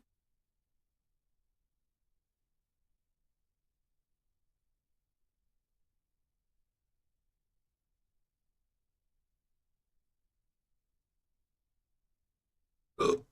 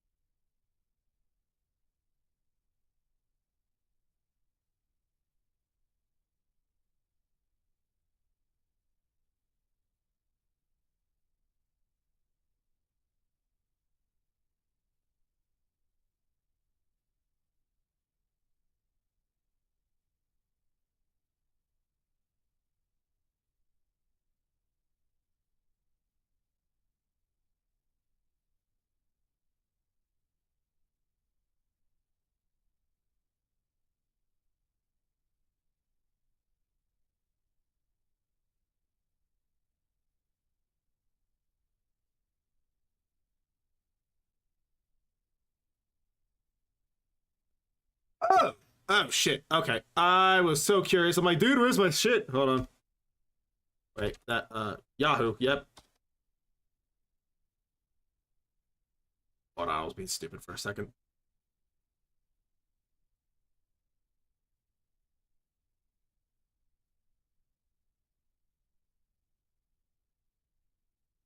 Bro, I was like, yo, where's my shit? Why do I not have my stuff? And I didn't read that it's like, oh, we sent it to your email. Fuck. All right. I guess today actually we're gonna learn. Okay.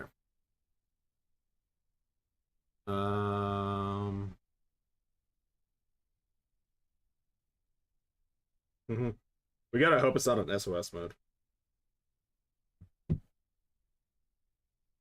On SOS mode.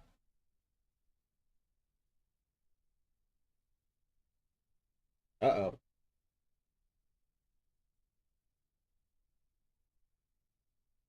Somehow in this area, my phone has a hard time. One second.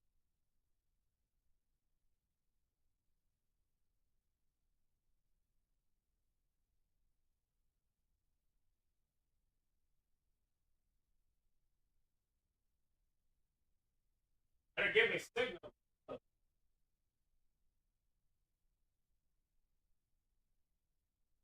This is why Arvada sucks.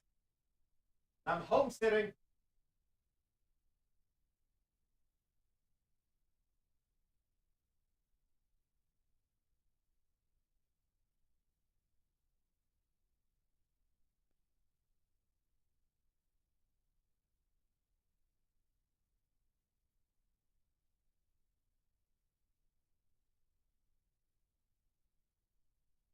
I don't understand how we are in the first, we're a first, like, world,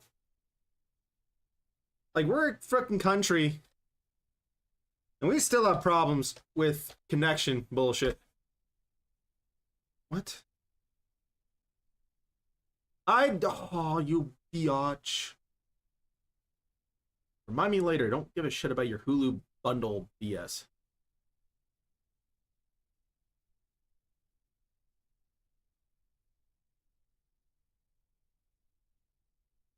What?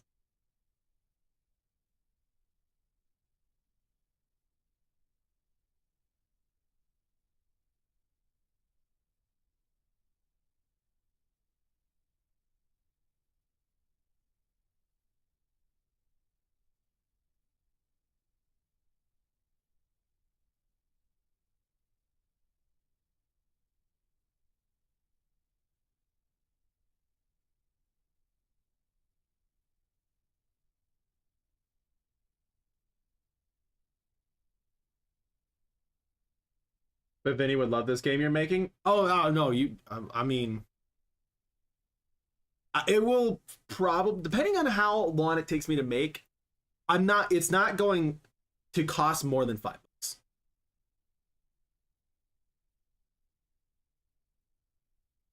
Ooh, brother. Ooh, I see. That's how we're doing it, huh? I see. Continue. Oh, wait. Yep, I agree to the terms. I didn't know this was going to be a Steam thing.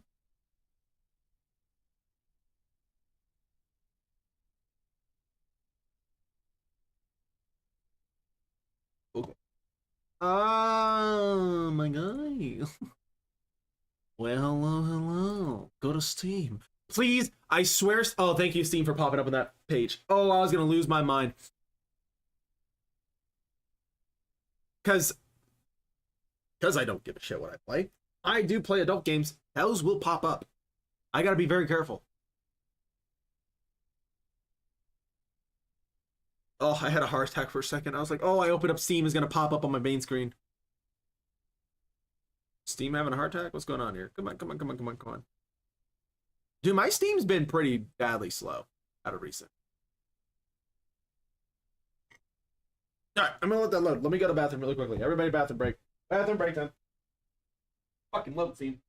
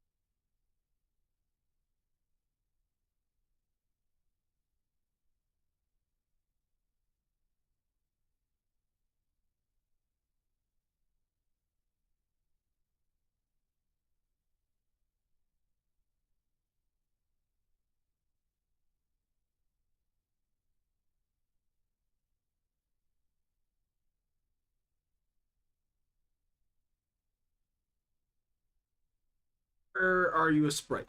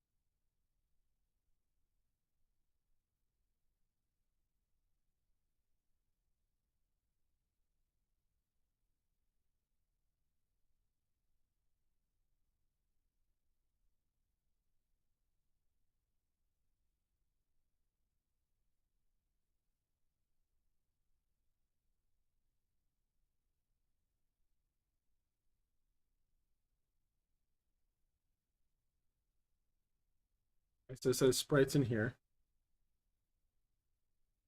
Say for work for being played. Oh, I got so many. Does not matter. I have so fucking many.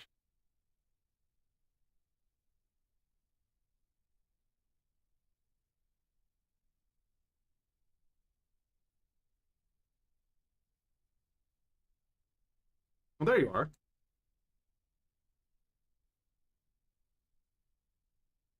Don't know why you didn't pop up immediately. There you are. Look at the little dude. You know what? We're gonna try and fuck around with the sprite for a little bit. How about that? How about that? We're just gonna mess around with the sprite for a little.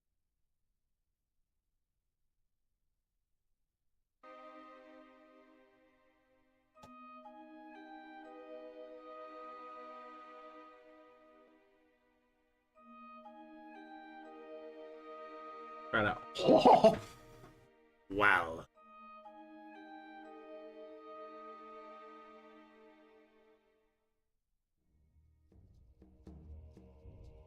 YouTube by 32. Okay.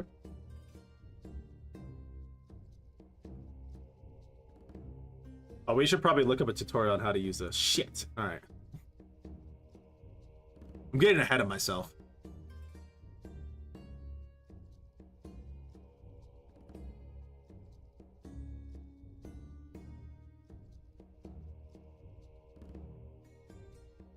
Keep throwing around the name Asprite.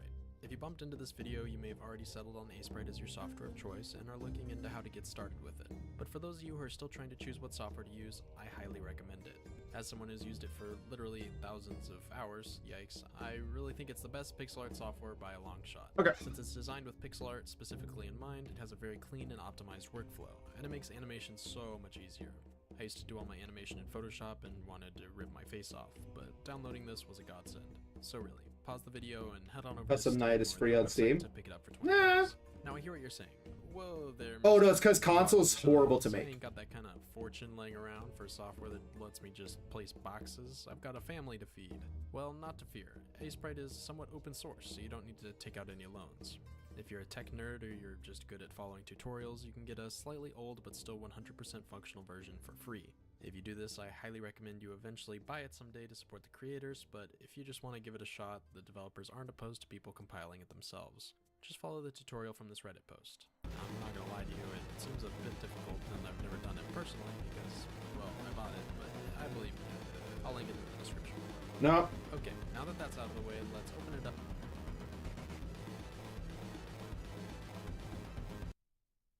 Stop it. Up and see what we see. You'll first be met with the main menu.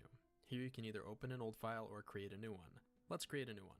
We get hit with some options here, but you only really need to worry about the width and height. This will set the width and height of the canvas you'll be drawing on. Kinda obvious. Just pick RGBA for now, you probably won't need the other color modes, and I personally like a transparent background.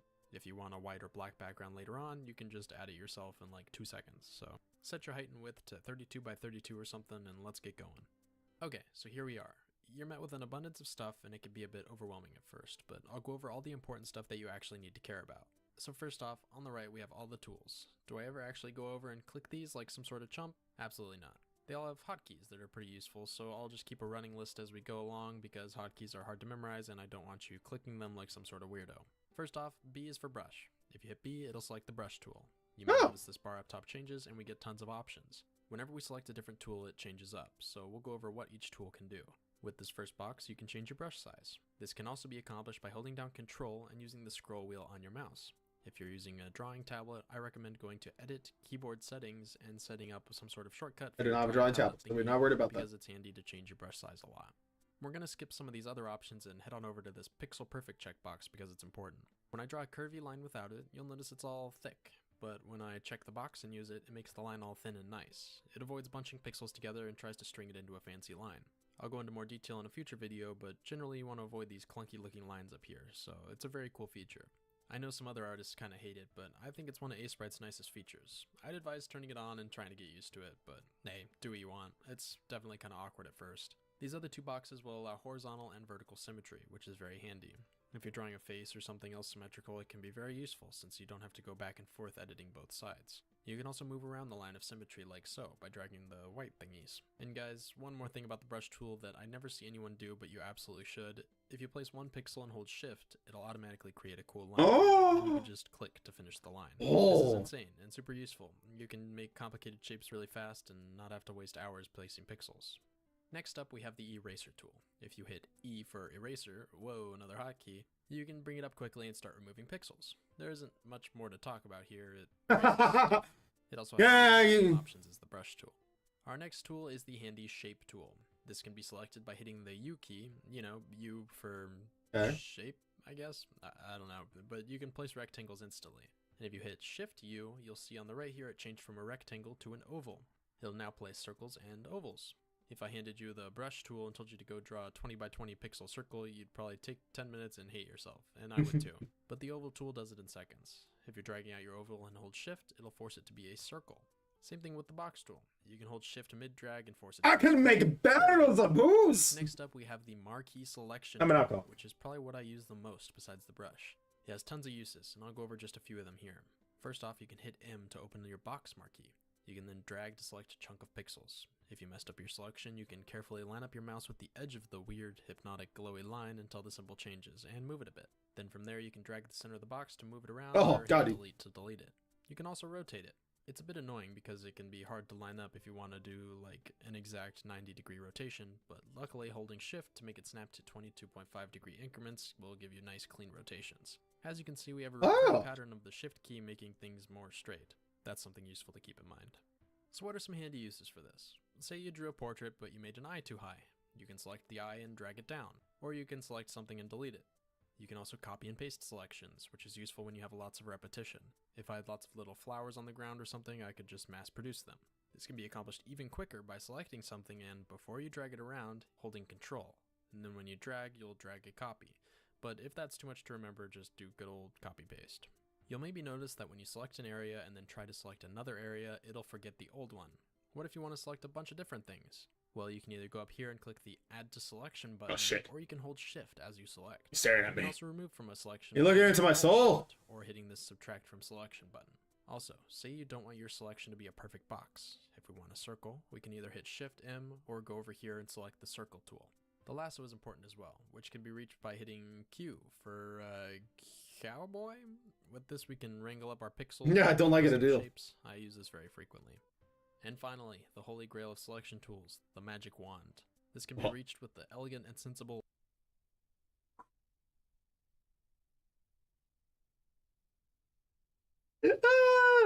My God, just dropped a vibrator on the screen!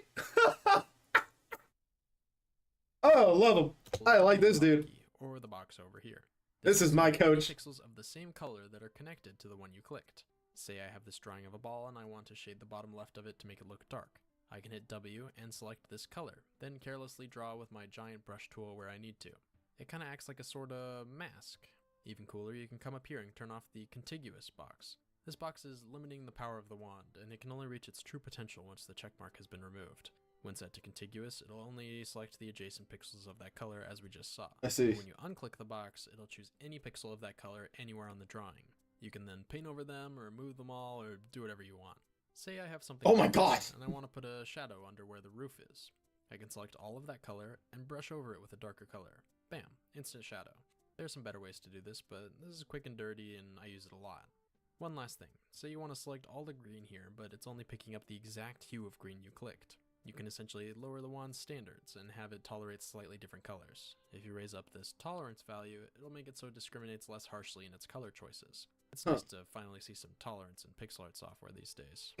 Okay, so that's enough about the selection tool. On to the eyedropper. If you're using a tool that has a color, like the paint bucket or the brush, you can hold down Alt to get the eyedropper tool.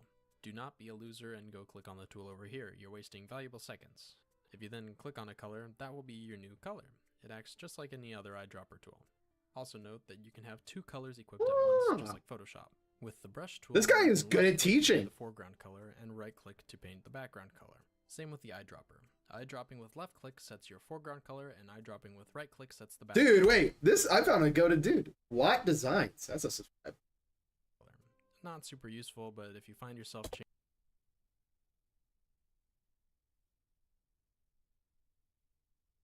changing between colors a lot, it can be handy. Next up is the paint bucket. Very useful. You of course hit G for goopy mess to activate it. This will fill in paint anywhere in the area. Much like the wand tool, you can increase the tolerance of stuff it'll paint over.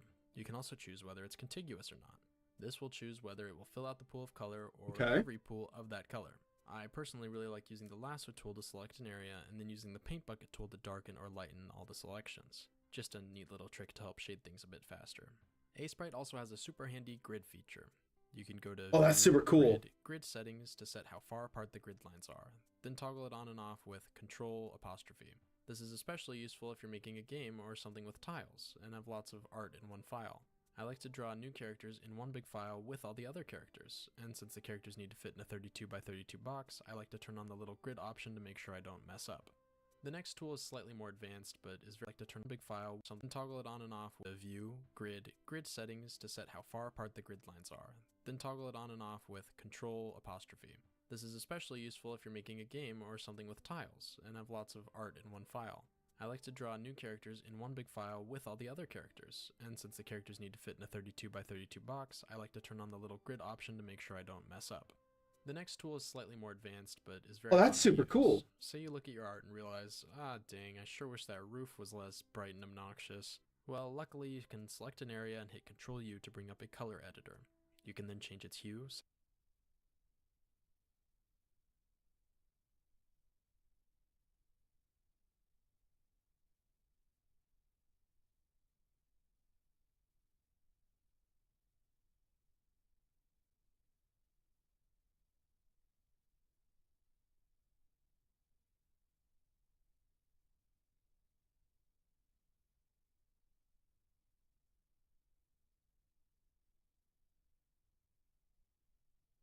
Sorry about that, guys.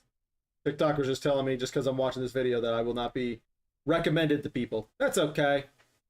Saturation, value, and transparency by dragging some sliders. Made a slime enemy and want him to be blue instead? No problem. This is also handy for shading at times. You can decrease the value and slightly change the hue to get a really nice shadow after selecting the portion of the drawing that you want to be dark. Another cool one is the outline tool. If you ever want to outline something quickly, you can just hit Shift O. This will outline whatever you have in the layer, and you can choose how the outline is formatted. You can make a regular outline by just doing the adjacent 4 boxes, or you can make a thicker one by also including the 4 diagonals. You can then adjust the colors here and generate your outline. Our last tool is more of just a hotkey, but I'm going to go over it anyway. If you select something and hit Shift H, it'll flip it horizontally, and if you hit Shift V, it'll flip it vertically. This is nice for moving stuff around quickly.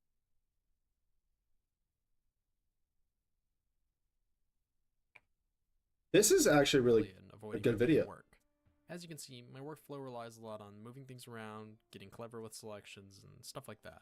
I don't even really do a lot of single pixel placing. It's a lot of tricky line work, pasting, and adding curves and stuff. Yours doesn't need to be like that at the start. Mine certainly wasn't, but I just want to make sure you have all the tools available to you at the beginning. So now let's explore the next portion of Sprite now that we've mastered all the tools. First up is this little layer and frame tab. If you don't see it in your Sprite window, hit tab and it'll pop up. Right now we have just one layer. Saber made a character named Donald Trump since his recent game. Nice. I respect that. I like that a lot. Like any other art software. If we draw something on the top layer, it'll obscure the thing beneath it. We can double tap a layer to make it somewhat transparent if you want, maybe for like smoke or something. You'll see here that these little circles indicate contents of the layer. We can actually select them and copy them to another layer. Remember how we could hold Control to copy and paste selections by dragging? We can do the same thing here. If we hold down Control before we start dragging, it'll copy and paste the layer contents. We can delete contents of a layer from here too. We can also lock them to prevent us from accidentally messing up, and we can toggle whether they're visible or not. If you want to move a layer, you can either cut and paste, or you can select it and hover over the little yellow line until the Move tool appears. Then you can drag it to another layer. I just blasted a ton of layer stuff at you, but the moral of the story is you can delete and move them around really easily. You'll also notice we gotta make we're gonna make all of our sprites. I'll go into more detail in the later animation video, but we can hit Alt-N to add a new frame. Let's add a few and change up what's in each one. I'll draw this simple ball animation. When we hit enter, it'll start cycling through the frames as a little animation. We can do this with multiple layers too, and that's what makes Sprite so powerful. Here we can see in this Attack on Titan drawing, I have tons of frames and layers. One layer has the Titan's head, one has the body, one has the smoke, etc. You may think, oh my god, what a masochist, he's got hundreds of frames, but most of them are just the same 4 copy-pasted over and over again. Again, I'll go over this in more detail later, but I promise it's not nearly as hard as it looks. Alrighty, on to the next window. This over here is the palette window. Selecting colors is hard, and we'll have a video that covers that, but luckily palettes are here to save the day. Pixel art tends to look good with less colors, so sticking to a small palette can be really helpful. When I started, I stuck with a 32 color palette because I was scared of running out of colors, and I think 32 is a good starting point. That's okay. I ended up trying a day for 500 days, each with a 32 color palette. You can find a nice starter palette by clicking this little folder icon. This shows all of Acebrite's starter palettes. You can find more on lowspec.com for free if you don't like these, but I'll cover that in a later color tutorial. Go ahead and search for the EDG32 palette and just go with that. Probably a good choice to get started. If you ever want to add colors to it, you can just pick your new color. Say we want to add this putrid, obnoxious yellow. You'll notice this little red exclamation mark in the bottom here, indicating that the color is not in the palette yet. You can click that to add it in there, and then you can move it around if you That is cool! You can then save this new palette somewhere if you like. As you first start though, I imagine you won't really need to be doing this. So speaking of that little color selector down there, this is where we can choose our hue, saturation, and value.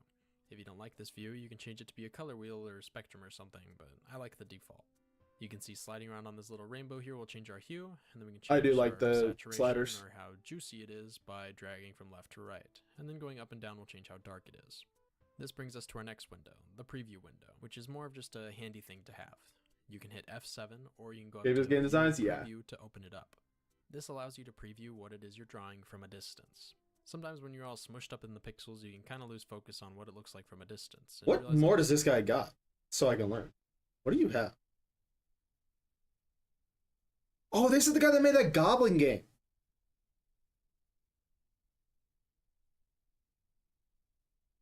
Yeah, he's making like a little RPG Goblin game. I definitely want to. I should definitely try it out.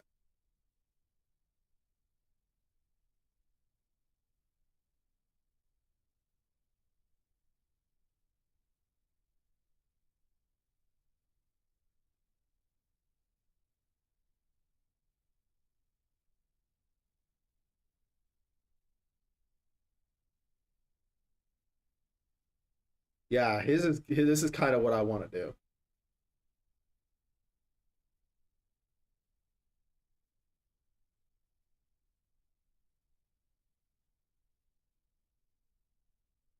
So you want to make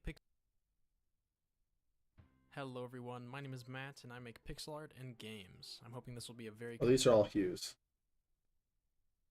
That's really cool. You know what? Fuck it, we're gonna play around. We're gonna have fun. Oh.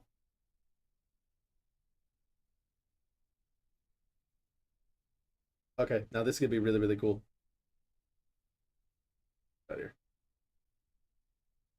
It was like what? C, eraser tool, B's eyedropper, pencil tool, which is B, which go to B, this pencil tool, blah blah blah.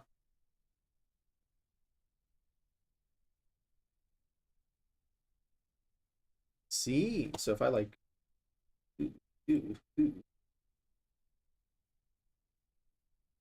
Oh, okay, okay.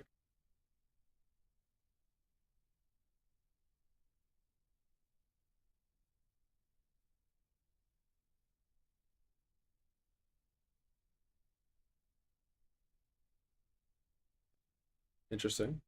Interesting. Wait. Roger. Okay, let's go back to learning from him because So you want to make pixel art before that lets me just place boxes? I've got a family to feed. Do I ever actually go over and click these like some sort of chump? Absolutely not. They all have hotkeys that are pretty useful, so I'll background. If you want a white or black background later on, you can just add it yourself in like 2 seconds. So set your height and width to 32 by 32 or something and let's get going. Okay, so here we are. You're met with an abundance of stuff and it can be a bit overwhelming. so his looks like this. What does mine look like? Mine looks like this. Why does this look different?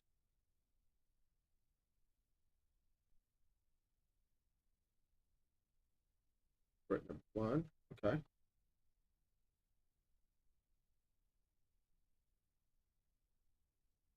Overwhelming at first, but I'll go over all the important stuff that you actually need to care about. So first off, on the right we have all the tools. Do I ever actually go over and click these like some sort of chump? Absolutely not. They all have hotkeys that are pretty useful, so I'll just keep a running list as we go along because hotkeys are hard to memorize and I don't want you clicking them like some sort of weirdo. First off, B is for brush. If you hit B, it'll select the brush tool. You may notice this bar up top changes and we get tons of options. Whenever Mine did not change. I want to call bullshit.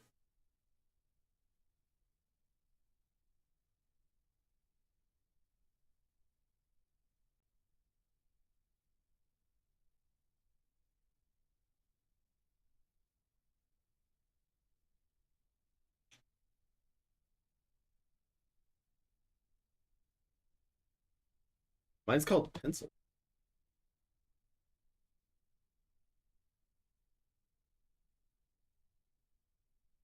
What is this? So this was what, that pixel perfect?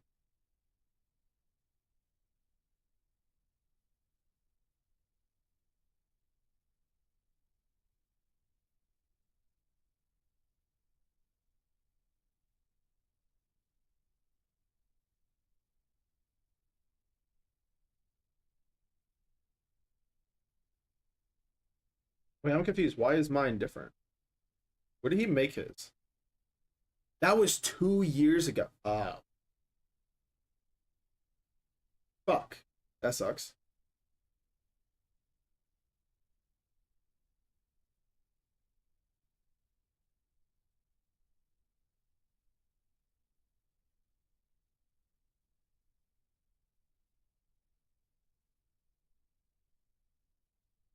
In this video, I'm going to teach you. Fuck, why is it all 3 years ago? Why are there no, like, recent? Like, this one may be the most recent?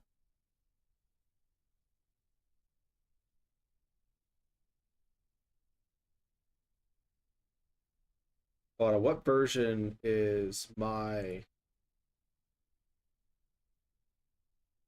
1.3.7? Okay.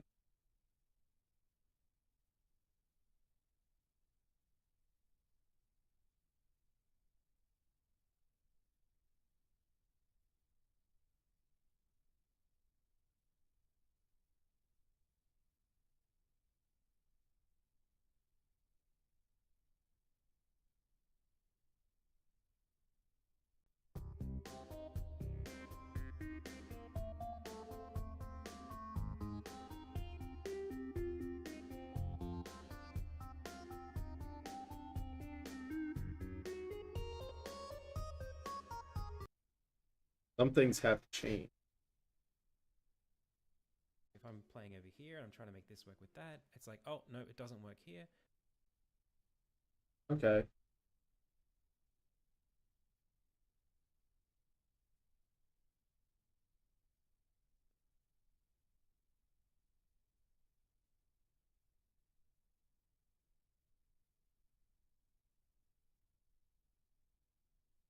So we're learning right now.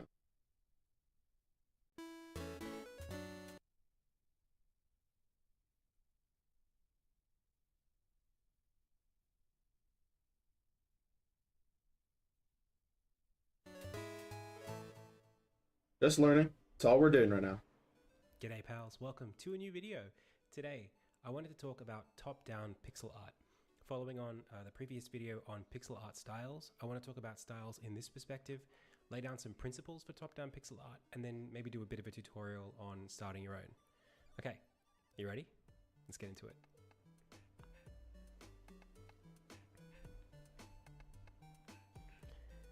Alright, top-down pixel art. This is an area that I don't have like a whole lot of experience in. I haven't made many games with this format, and yeah, it's not something I spend a lot of time doing, but it's been really fun doing a bit of research and breaking down what I've noticed and what I can share with you today. Good job, Angel.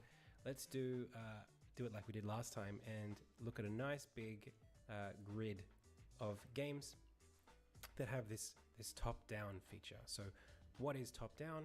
It's essentially a perspective where the camera is above the action, looking down in a kind of orthographic way, where everything is laid out as if it were on a grid, right? So you can see the perspective of things like square plots of land appear rectangular to us. They don't appear to fade into the background. I'm essentially going to be protracting out from games that inspired the ones that we'll be talking about today. Here we've got the original Final Fantasy. This is that's on the NES. This is we're looking at Secret of Mana, and then Chrono Trigger. This example here of Chrono Trigger is kind of like the one outlier where you will ever see a sky and an ocean in a top-down setting like this. This is a very unique perspective trick. I think it works okay in the SNES, but it's a very seldomly used technique, and it can go wrong very easily, so use it at your own discretion. Working back on... I'm not really fond of him. Hey guys, welcome back to my devlog series, A Guide to Making Indie Games. Each week I share a little bit of the game I'm working on, as well as giving some helpful advice on how you can make your own indie game. Tile sets. We're going to talk about the purpose of a tile set, we'll look at some examples from other games, and then of course I'll show my process on how I go about making tiles for my own game. There's a lot to cover, but before we start, if you enjoy these videos and want to see a new devlog every week, consider subscribing. We'd love to have you. So first and foremost, what is a tile set? Building out levels for games can be a lot of work, especially if you're also the person creating art for those levels. The good news is there's a shortcut to making great looking levels without spending countless hours drawing everything individually. The best way I can describe a tile set is that it's basically a sticker book for building levels. You create a bunch of different tiles and use those tiles to add some pizzazz to your game's environments. If you've been watching this series so far, I've actually been using a tile set already for testing my own game. It's about as simple as these things can get, but it's still a tile set. Tile sets are most commonly used in pixel art games, but honestly, they're used in pretty much any kind of medium. Hollow Knight is a great example of hand-drawn tile sets, and even 3D games use their own versions of tile sets in order to build levels. It's really just a great way to optimize for time while making something that still looks impressive. When it comes to pixel art though, tile sets still come in many different forms. For example, tile sets for platformers work very differently than top-down games. There's also other perspectives to consider, like camera position. Some games are straight top-down, sometimes the camera is at a 45-degree angle. Sometimes tile sets are isometric and almost 3D looking. There are also super simple tile sets with barely any detail and extremely complex ones with tons of variety. There are a lot of decisions to make when you start working on tile sets for your own games, but the most important part is to find what works best for your project specifically. So now we're going to do something that I love to do for every little part of my projects. I probably even do it too much. We're going to make a mood board. At this point, if you've been watching this series, you've seen me make a bunch of these. Grab a bunch of art styles and pictures that inspire you and throw them all in one place. It's just a great way to gather ideas and get a clearer picture of what our tile set will look like. For me, this tile set is going to be used for the first handful of levels in my game. If you didn't know already, I'm making a speedrunning platformer about college students trapped in a reality TV show death game. And I really like the idea of the game taking place on a film set. Charlie and the Chocolate Factory is the perfect example of what I'm looking for, size your tiles are going to be. If you have a player sprite already, it's a good idea to keep that nearby as a reference. I like to make my tiles about the size of the player. Mine is close to 16 by 16, which is a very standard size for tile sets. This is just my opinion though. If you have a larger sprite, My God, dude, he's zooming in and zooming out so much. Woohoo! Oh, I just got sick a little bit. We're good. We're good. Oh. Sorry about that, Chad. That fucks with your head. and want to make smaller tiles, that totally works too. There's really no rules to this, just suggestions of what worked well in the past. God. To pixel art though, I do recommend working with smaller sprites and tiles. It'll make the steps of learning a lot easier. So this is how I make my tile sets. The process is all about making seamlessly repeating patterns. That way you have a lot of flexibility in how you place your tiles within a level. For example, as I'm making this first floor tile, I want to make sure that it fits nicely if I were to place the same tile on both sides. That means that the edge of the grass matches up, the stones match, etc. You're basically making a puzzle piece that fits perfectly with itself. That plain color tile in the middle is actually used to fill in the space where the player won't be able to explore. I usually make these a dark and less saturated color because you don't want it to become a point of focus. Because pixel art's biggest strength is its simplicity, you have to use those limitations to your advantage. One more hinge with the his takes on important thing you gaming. wanna think about I is bet. where you draw the player's attention. Areas with low saturated colors and less detail are easy for the player to ignore, hence why the unreachable areas almost always go unnoticed. On the flip side, having brighter colors and more detail is a great way to show the player what they should be paying attention to. A great example of this is showing exactly where a player is able to walk. I use a very bright highlight color on all the surfaces of my ground tiles as a way to separate the play area from the background. I can't stress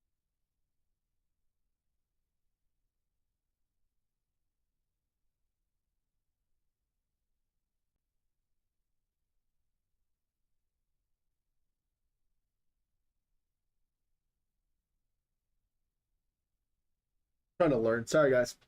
I'm like super focused on trying to get all this top-down shit.